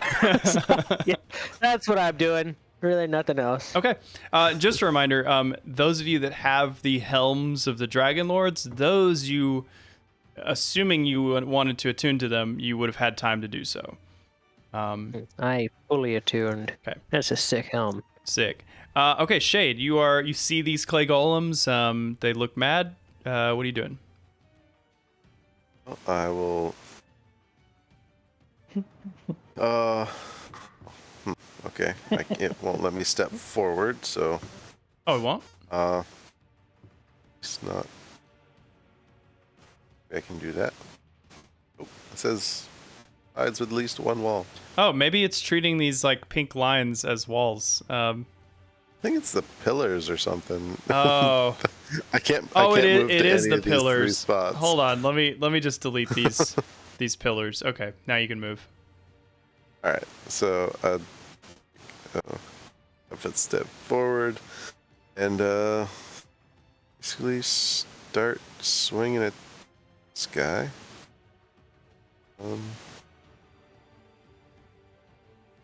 Yeah. Attack. Nat 1. That's a natural 1. So, all right. Well, It's let's not try that. quite gonna do it. Yeah. Just barely. Barely misses. So close. The clay left golem leg. just like Go behind. pinches the blade between his massive thighs. Between his thighs. That's what you're going with. Oh wow! I assume an 11 also does not. Yeah, you not do it. you pull it out from between its Its thighs. Yeah, you went there. This is massive your quads. decision, and you must Yeah, live with it. I regret my decision. And then Shade will also back up. While coyly looking at Magus. He'll back up next to Magus to give more room for the golems to get out. Okay. Yeah. And he will enter his stance. I lost my echo somewhere on the map, but he would have been here somewhere.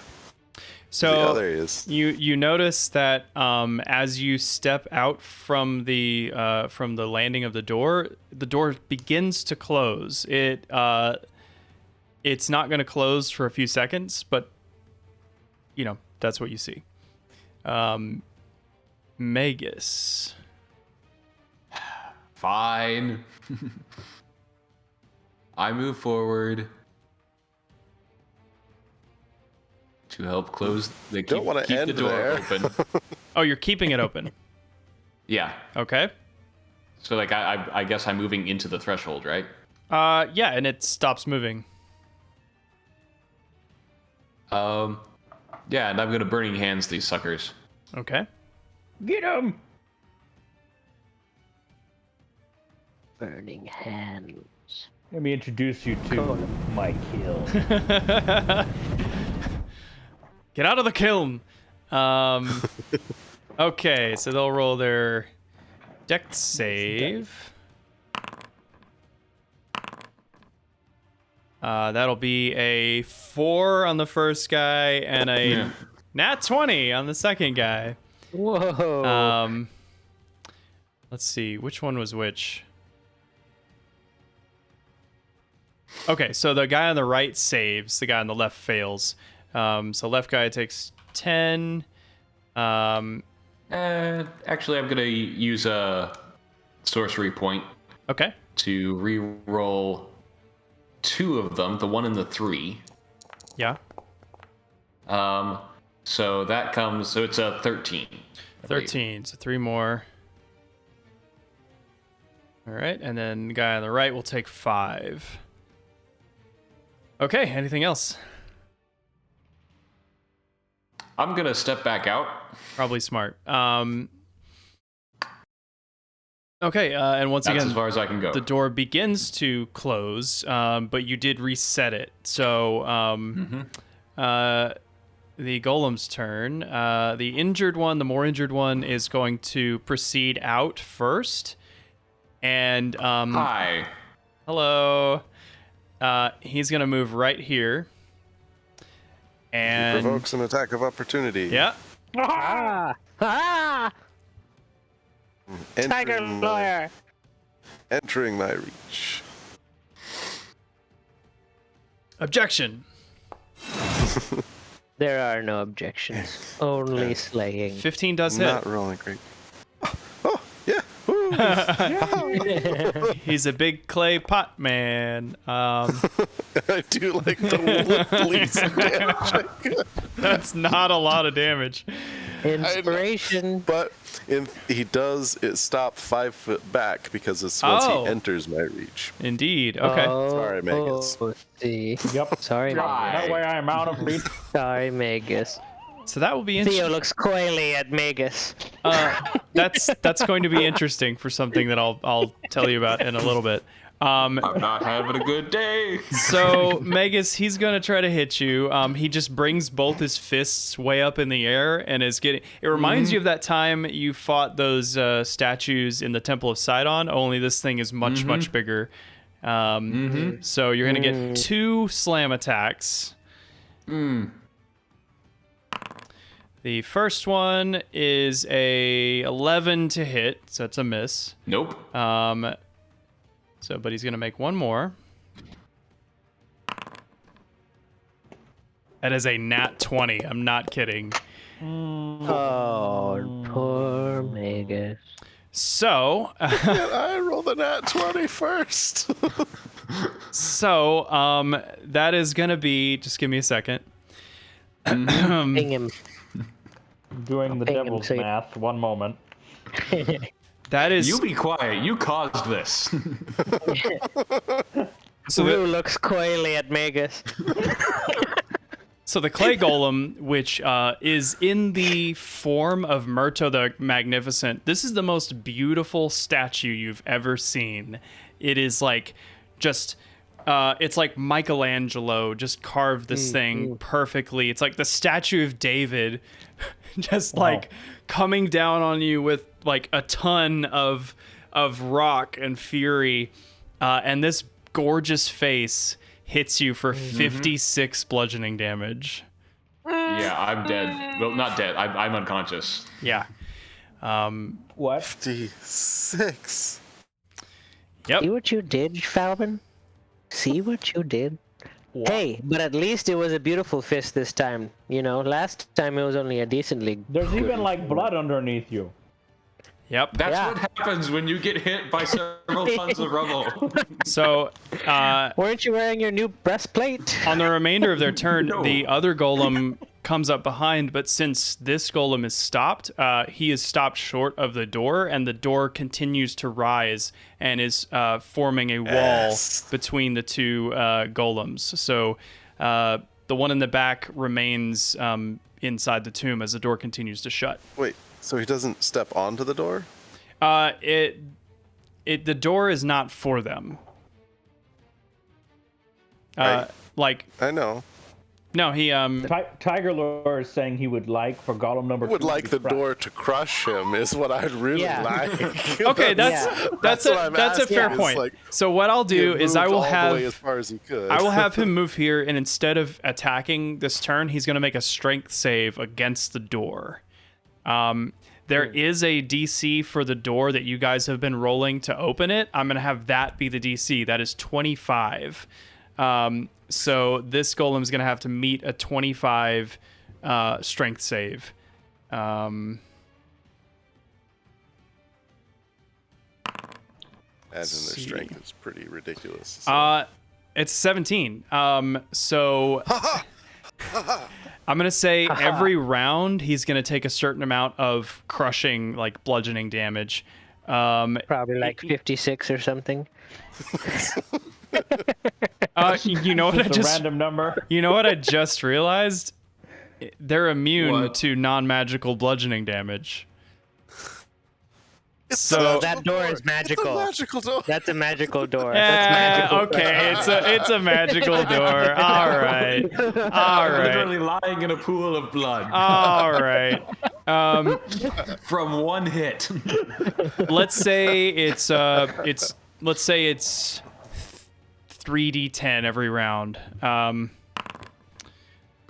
So, that's a big roll. 23 bludgeoning damage as his shoulders and head get kind of pressed up into the roof of this door. All right, he is injured. Falvin, you see Magus has just been flattened by this front beautiful golem.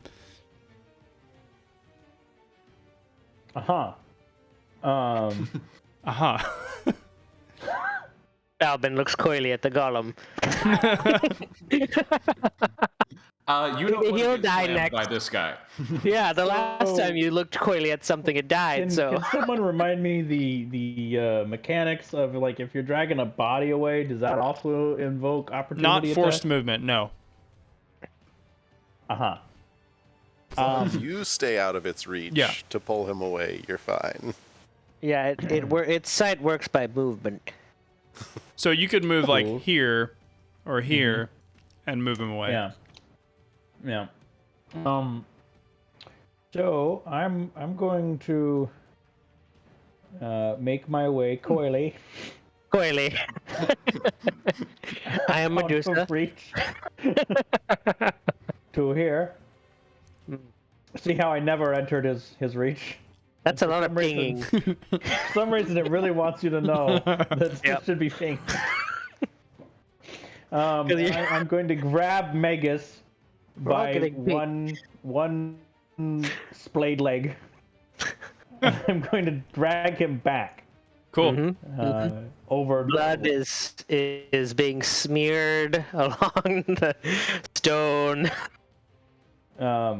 How many feet of movement do I have? 40, I think. 40. We'll say it's twice your movement to drag him. So it was. So I've got 10 left now, I think. Yeah. Or no, I've got 15 left. So can't drag far. It's a thought to count. So this would be 35. So I think I can. Can I make it here? Sure. Okay. In theory, So, you wouldn't have spent that much movement because you could have moved that Could have moved diagonal diagonal, yeah. on your way there. Okay. Yeah. So I'm gonna drag him this way, and I won't guess... nickel and dime you. Thank you.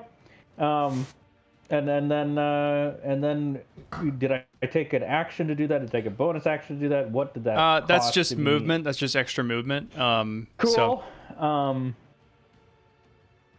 I'm a little worried that he's still here in the way. Sure and is. He's a great meat bloodified further. I'm going to. Can I take a bonus action to dash and pull him back even further? Sure. Yeah. Cool. That seems like a noble move. I'm gonna bring him back here. Okay. And I'm gonna slam a potion of healing down this guy's throat. Okay.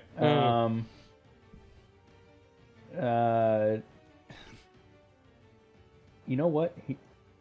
I care for this guy. He's gonna get a potion of greater healing. Aw. Wow. After we used so many of your healings last time. It's handy he's unconscious and doesn't hear you say that about him. Do I need to roll for this, or since I'm using my action? If you're using your action, no, he'll get the full healing. Well, no, it's only if you're using your action on yourself. Oh, that's right. Yeah. If you're administering to another person, you have to use your action, and it's a roll. Oh. Okay. Well, hold on. Do that. Hold on. Wait. A character can administer. What I wrote down was a character can administer the potion to another creature as an action, causing that creature to heal the max amount. So. Oh. Get told. Yeah. Cool. Maybe you should give him some softening oil. Heal. Yeah. Heal for 20 points, Megas. Now. I come to, it's like, for the record, I knew this was going to happen. I told you so. I want that on the quote wall. Deep breath in, for the record. I just love that image, like unconsciously swallows the potion and just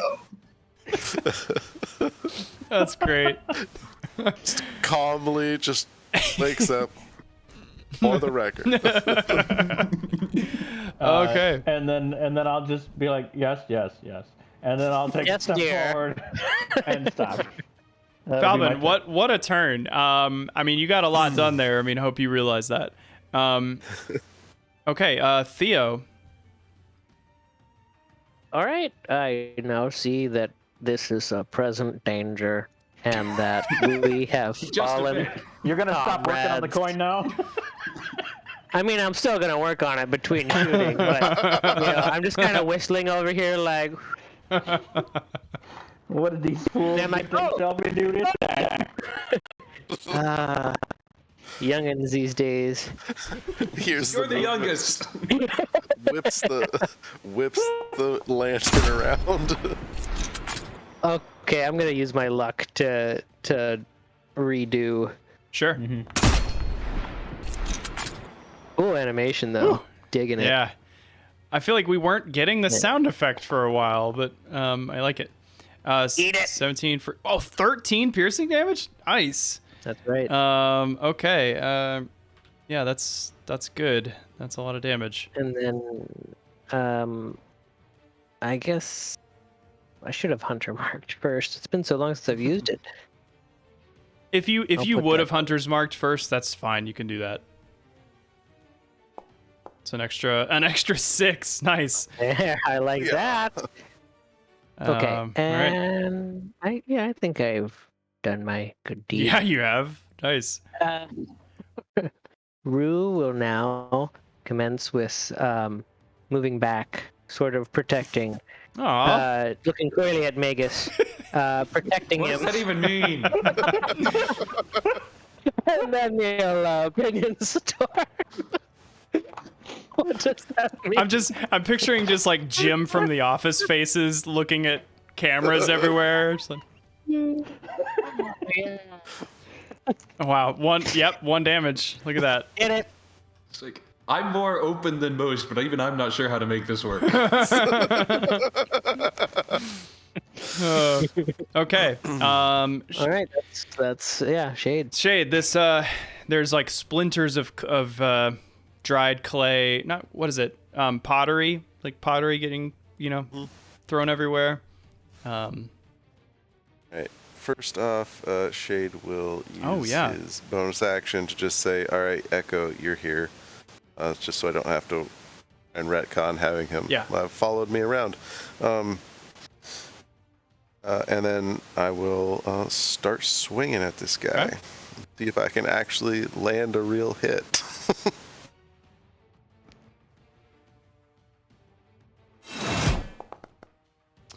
15 does hit. Yeah.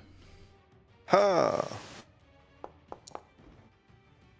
For 9 slashing. Right, Is this glaive not a +1? it is. Is it not applying to the damage though? Wait, Wait, actually, I don't see the +1 being applied anywhere. It's saying what? It's saying 1d20 +0 +4 +2. The 4 is your strength. The 2 is your proficiency, and for the damage, it's just a d10 +4, right? It's a +1.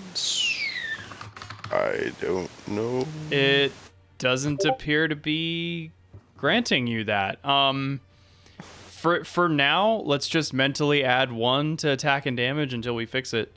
Okay. So that's a 16 and 10 damage. And you know what? You hit him earlier, so I'll just he'll take 2 more damage. Cool. And then I will attack a second time. Oh yeah, big hit. 18. And damage.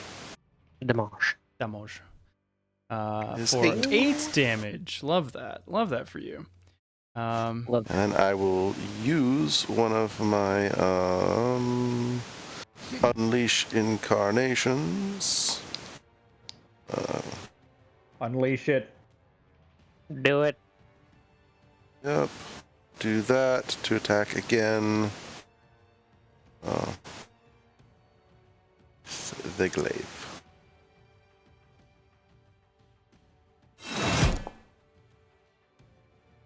Fourteen does hit. Yeah. Woo. Just barely. Oh, nice. Okay. Oh, for 14 more 14. damage. Wow, what a turn. This guy is muddied. Dusted. Yeah. I see what you did. Hey. Alright. And then Shade will move back here next to Falbin. All right. Megas, you look coyly at Megas. Yeah. Shade doesn't I put don't up with even- such nonsense. Good. Megas isn't even gonna get up. I'm just gonna kind of like lift my head up and like look between I guess Falbin's legs and like at the golem, and I just kind of like raise my arm up off the ground semi limply, and I'm going to cast Catapult.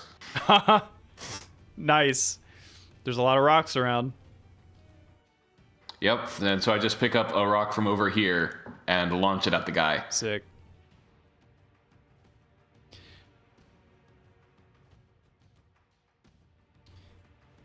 And Dex save from him. Not good. 7. yeah, that ain't gonna do it. It's gonna roll some damage. Nice. 14. And we're gonna re-roll the Okay. 3. It's a 3. Hey. We're gonna keep the 3. The 3 stands. Yeah, you're laying on the ground and you magically heft this stone from this pile over here and fire it off, and you hit this thing right in the face, and this beautiful Adonis-like face crumbles off, and you're left with just this nondescript, blank, rough stone surface, but it is still up. Yeah, I wouldn't have kissed you anyway. I lay back down. And it is its turn now. So he is going to... who was the person that entered the tomb? It was Falbin, wasn't it? 'Twas I. Okay. Yep. So he's going to come after you. So he's going to circle around the echo. Attack of yep. I know. We know you do, but it's fun to say every time. It is 20. This is actually this isn't quite. This is the sentinel one for moving 5 feet within my threatened. Right. Oh, okay. So it's not the polearm master thing. That does hit. Yeah.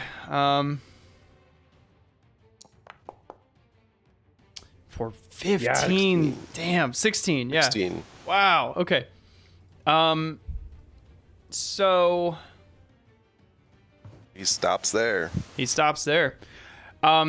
He is going to you see him stamp both feet into the ground, like angrily, kicks up dust, and like where the muscles on a real like bodybuilder would like ripple and flex, those bits of the stone just like shear off parts of the surface of the stone as its form flexes, and it's casting haste on itself. So it's going to gain some AC. It's going to be a little more dexterous, and it's going to be able to attack more. So it is going to slam at the echo. That is a 21 to hit. I think does hit. That'll hit. Okay, echo's gone. Well, the echo's gone. And just move it off to the side. Yeah, and that's all he'll do. The friend, he's gonna take some smooshing damage. Oh, it's hold on. So that's we said 3d10 before. That's 18 more smooshing damage. Oh, sorry, he needs to roll a strength save. Because he might actually. I'm sure fail it. They're pretty weak, you know. Yeah. He actually does fail it. Yes. So he'll take 18 more and is still stuck. All right, Falbin. Oops, Falbin.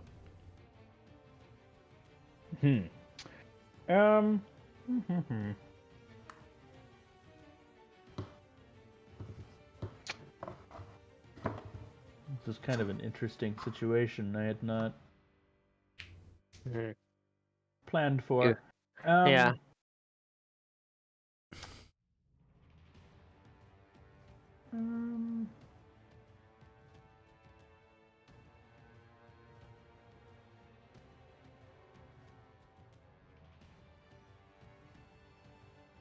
You're gonna give him the rebound?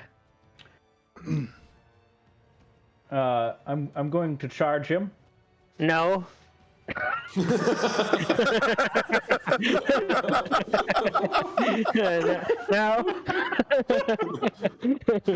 And I'm going to attempt to clamber up onto him and stab him. No. I thought you were gonna say grapple. Interesting. So I guess roll an attack. Yeah. Can you give an acrobatics check first as you acrobatics as you kind of run up him. Yep, got to do that from my sheet, I guess. Attributes. You wouldn't take acrobatics, would you? That's what I said. Oh, perfect. I love that. In fact, I would take acrobatics. Yeah. Do you want to leave it as is, or? I'm gonna re-roll it with my inspiration. Okay. Yeah. So you do like a juke kind of like break your ankles move, and then where'd our music go? It's like trying to swat at you, but you dodge its fist and run up its leg and swoop around the back.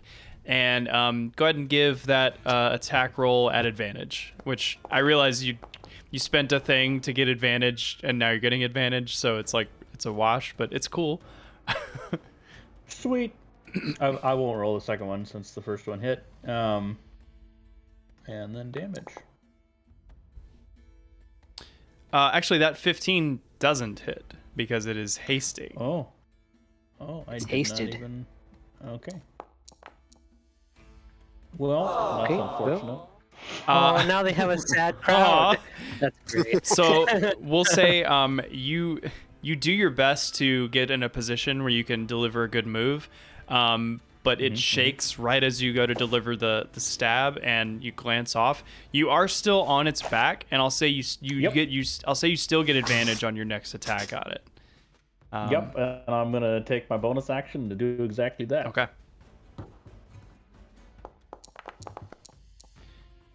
There it is, 22. That'll do it.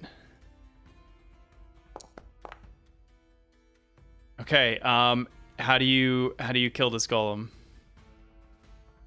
Oh man. I've got my dagger and I grab it in both hands and I just implant it into the base of where its neck would meet its spine, and I just kind of pull up. As you pull up, the last of the magic holding this golem together fades, and it collapses under you and shatters on the ground, and you land in a cool 3-point superhero landing. And you have, well, the other guy's still stuck in the door. I guess we'll resolve him. Theo. I can't hit him, can I? Not with your rifle.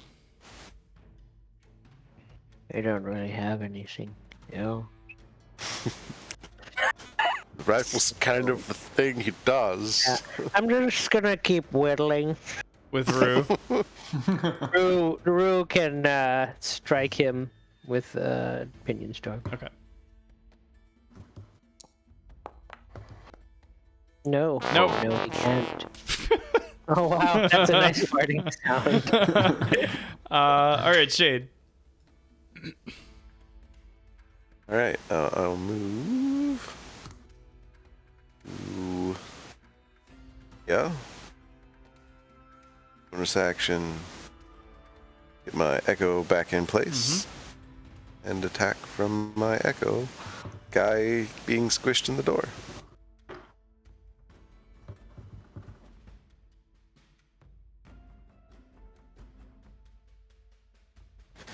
Attack. That's a hit. For 6, 7 slashing damage, sorry. And then I will...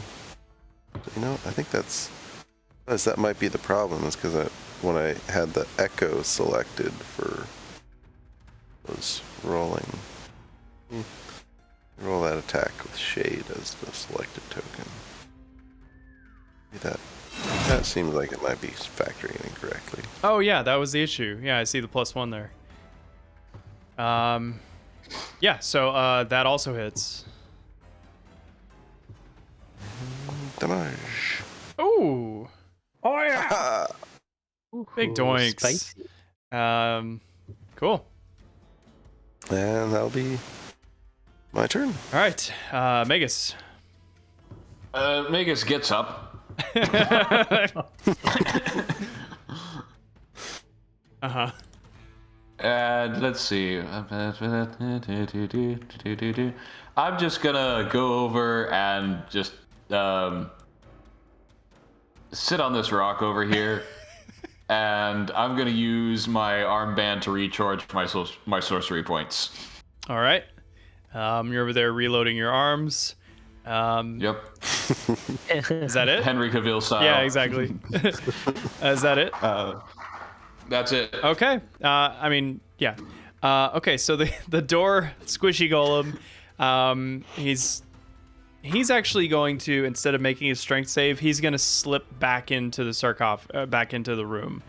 And we'll say that the door is now continuing to close. It's about halfway shut.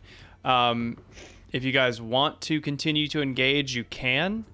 But if you don't move in this turn, it will close.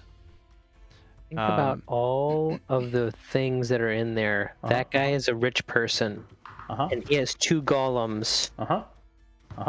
All right, well, Falvin, it's your time to think about that. Yeah. I draw my moon-touched rapier. Oh. Whoa. Does that do anything in the moonlight? Is that a... Oh. Does it ever? It does this. Oh, it just sheds additional light. Yeah. Don't say just. It sheds additional moonlight. Okay. You're right. It's a dark night. We need all the help we can get. Yeah, I'm sorry. Falvin is fully committed to this. As he started this journey, he's going to sprint towards the door as it is starting to close. He'll jump in and do a barrel roll to land directly in front of this. You do like a dome. sweet like car hood slide like over this flat marble surface as you slide in, and then it descends for just a brief second, and keeps going. But yeah, so now you're inside, face to face. Sweet. I am going to attack.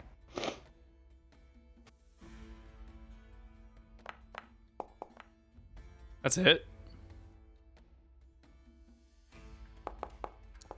For nice 11 damage. And I'm gonna take my bonus action. Probably can't attack with the rapier. So I probably can't attack with anything, can I?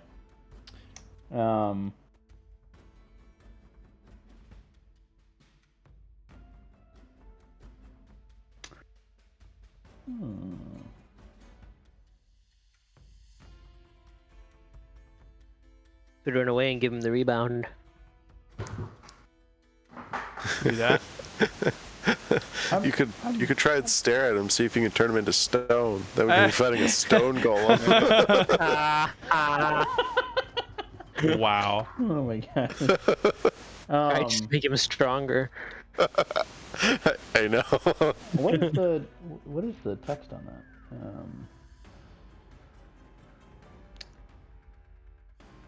How do I?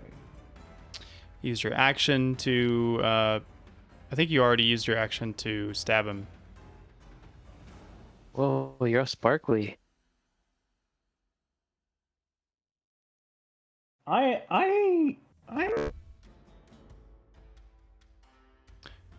Say again? where I'm at. And did you say I could draw my dagger and hit him with that? Sure. I do that. Okay, you do that. It's Yes. Oh yeah. Oh yeah. Natural 20. All right. Okay. Roll the crit, right? Well, I mean, on the dagger, it's not going to be a Well, yeah. ton. It's gonna be a little one. It might be right. So I think it's honestly that plus 4, so 17. Now, if you had sneak attack, Yeah. which I don't know if you do now. I don't have advantage of this attack. I don't have an ally. So. Okay, well, 13, still a good amount of damage. He's looking pretty bad. As you you pierce some of this I am going. armor.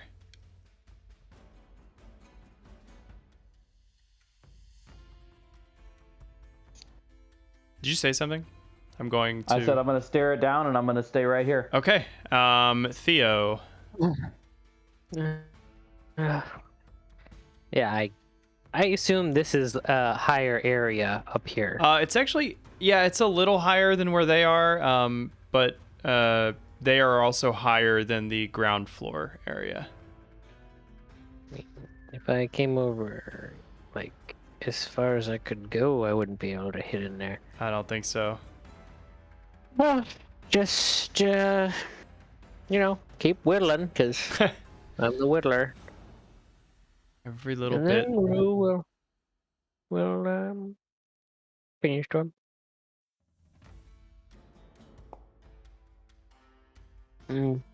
Okay, good turn. Next! Shade. All right. Well, Shade will move here. Echo will move to there. Oh wait, we're just here.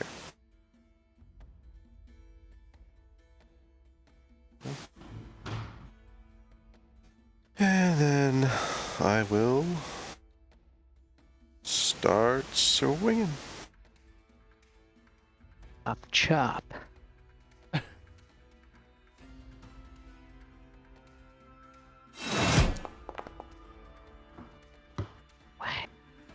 Yeah, you hit. Cool.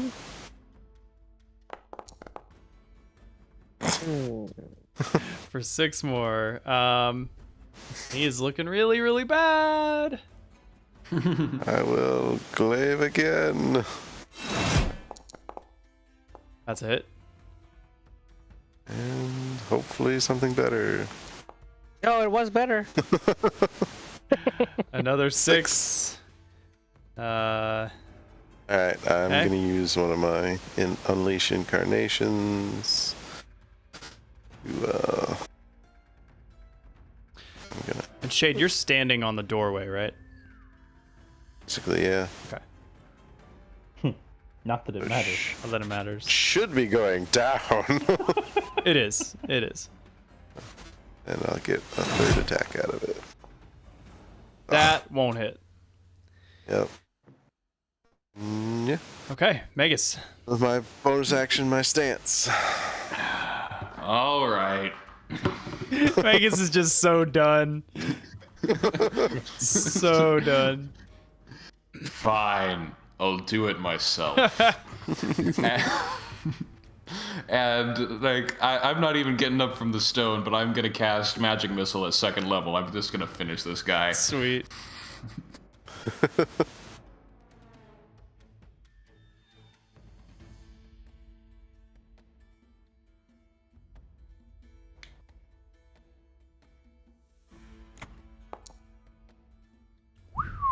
Here's the first one.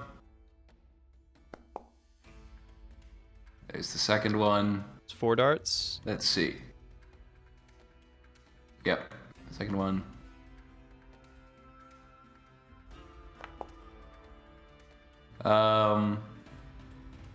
Hold on that.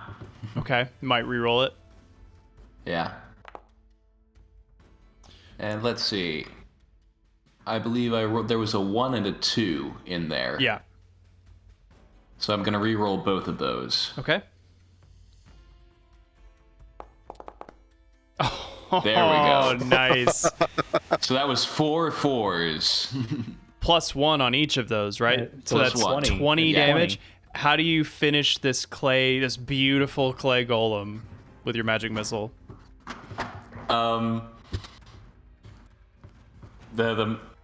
Again, like, Magus is done.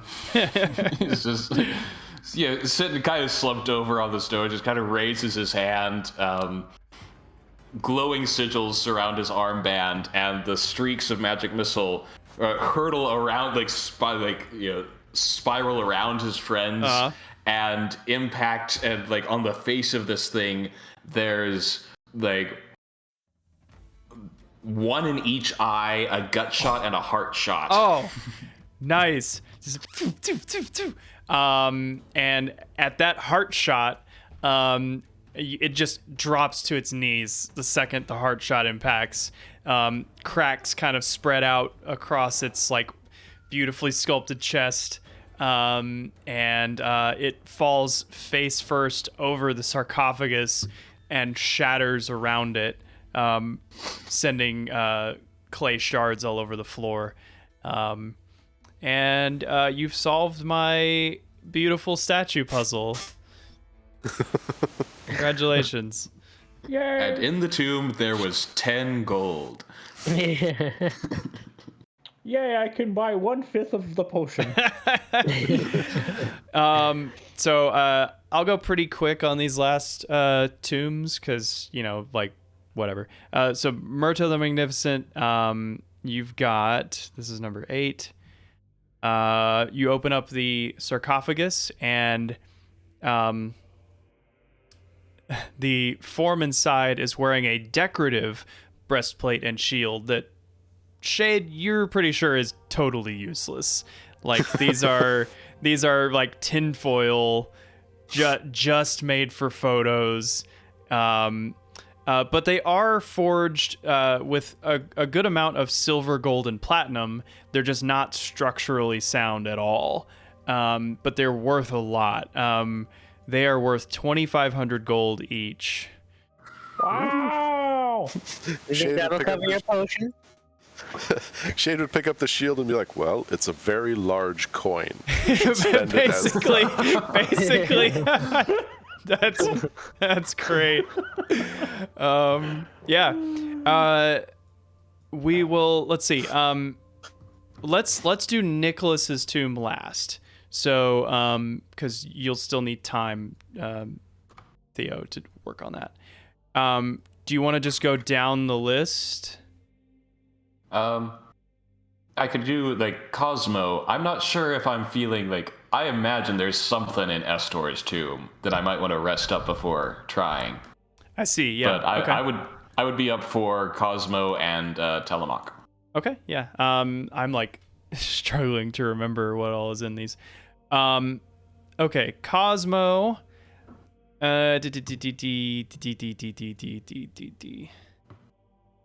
I'm actually thinking, I think part of me is like, oh, I want to just like get on to the next thing. But there's actually a fair amount of content still in this section of tombs. I don't want to rush it. I don't know. What are you guys thinking?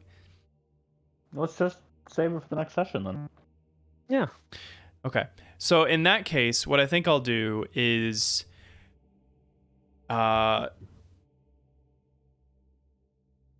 we will skip forward to Theo being done with this trinket for the door.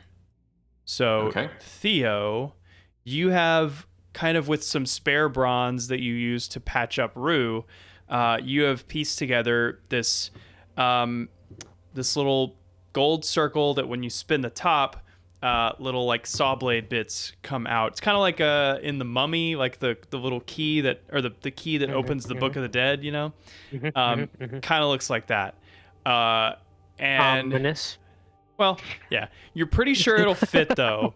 And yeah. Well, when in doubt, shove it out. Cool.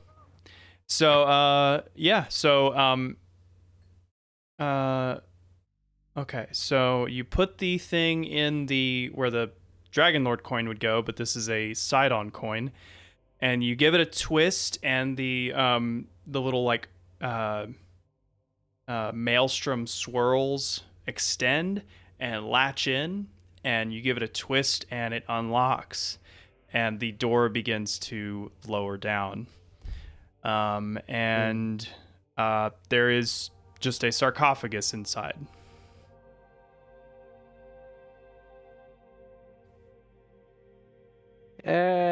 Falvin, you've I'll had be luck present for opening this. things. Falvin, are you here What? too? What? Are you over? Did, are you here? Did you call as well? me? Yeah, you're good at opening things. You wanna? Or Shade, you're big and strong.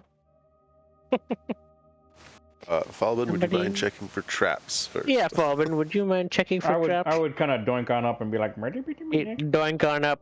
Look at it, Coily. So you're checking the sarcophagus for traps? Yep. Okay. I'm checking it twice. All right. You walk up to it. How do you check a sarcophagus for traps? You know where you would put your hand to grab like the lid of the sarcophagus. I'm checking if there's anything odd there.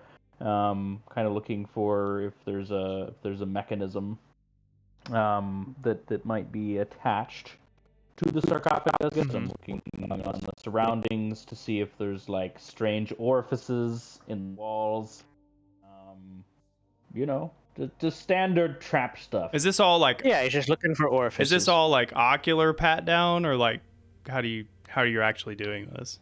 A lot of ocular, and then I would, after I'd kind of satisfied ocular safety, I would then start to pat down the top of the sarcophagus. Okay, roll an investigation check first for your ocular pat down. Sweet. Killer pat Investigation, down. you say? This one. It's a mimic. Yeah, no mechanisms appear, like there's nothing visible. So you go to kind of check the lid with your hands, and Oars. you touch the lid of this sarcophagus, and you feel a kind of a jolt of magic run up through your arms and in your shoulders, and you are whisked away. Those of you looking inside, there is just kind of a voop, just a collapse in space-time. Falbin is gone. What? Falbin. Falbin. You are teleported to a room that you have never seen, but that you, the players, have heard me describe. Oh, great. Oh, it's the bad boy's room. You're in a towering command room. You hear thunder outside. The large windows are battered by brutal storms and rain. In the center of the room, there's a huge tactical table with a lifelike depiction of Thelia on it. Clouds move around realistically. You can see small shapes of little ships moving in and out of harbors. And standing about 30 feet tall, looking down over this view of Thelia, is, you can only you know who this is. You can only assume this is Sidon. Awkward. And he turns to you. Roll initiative.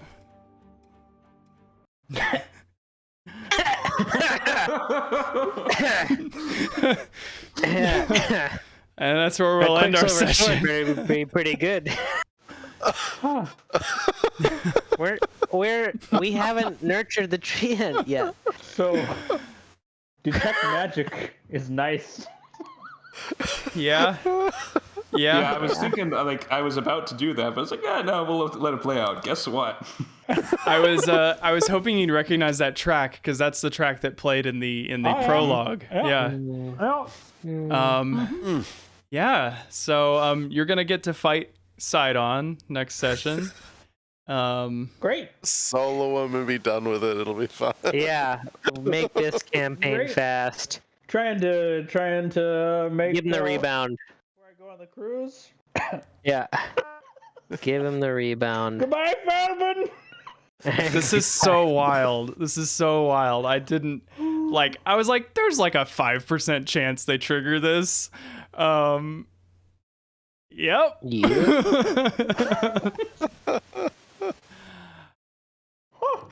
Oh, Yep. my word. Next time Falvin checks for shit. This is why Theo always has somebody else do it. So this may be a little metagamey, but it's not. It's not. You are literally level 5 and you are face to face with the most powerful being around. Yeah, he's the best around.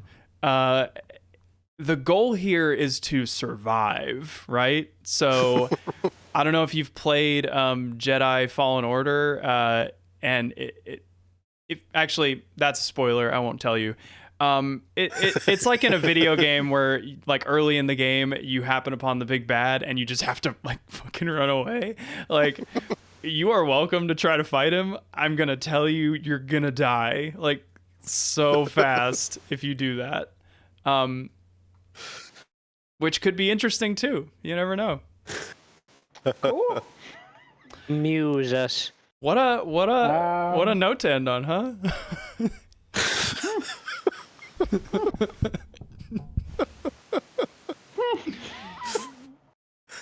I love that this isn't even it's not an illusion. You're just there.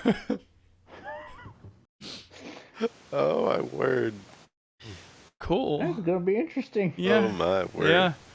Yeah. All right. Well, if you're still here, I mean, cool. Thanks. Do you want a cookie or something? Like, I'm sorry. Yeah, I really appreciate everybody that watches these that doesn't have to. I think it's neat. I know half of the views are gray rewatching the sessions. Yep. Which is fine. That's why the last episode had so many views. Yeah. But if you're enjoying it, that's awesome. You know, cool. Good job. Thanks for joining. Yeah. Okay. Well, I'm gonna stop the recording and we'll do some after talk that you don't get to hear. That's for us. But we'll see you next week.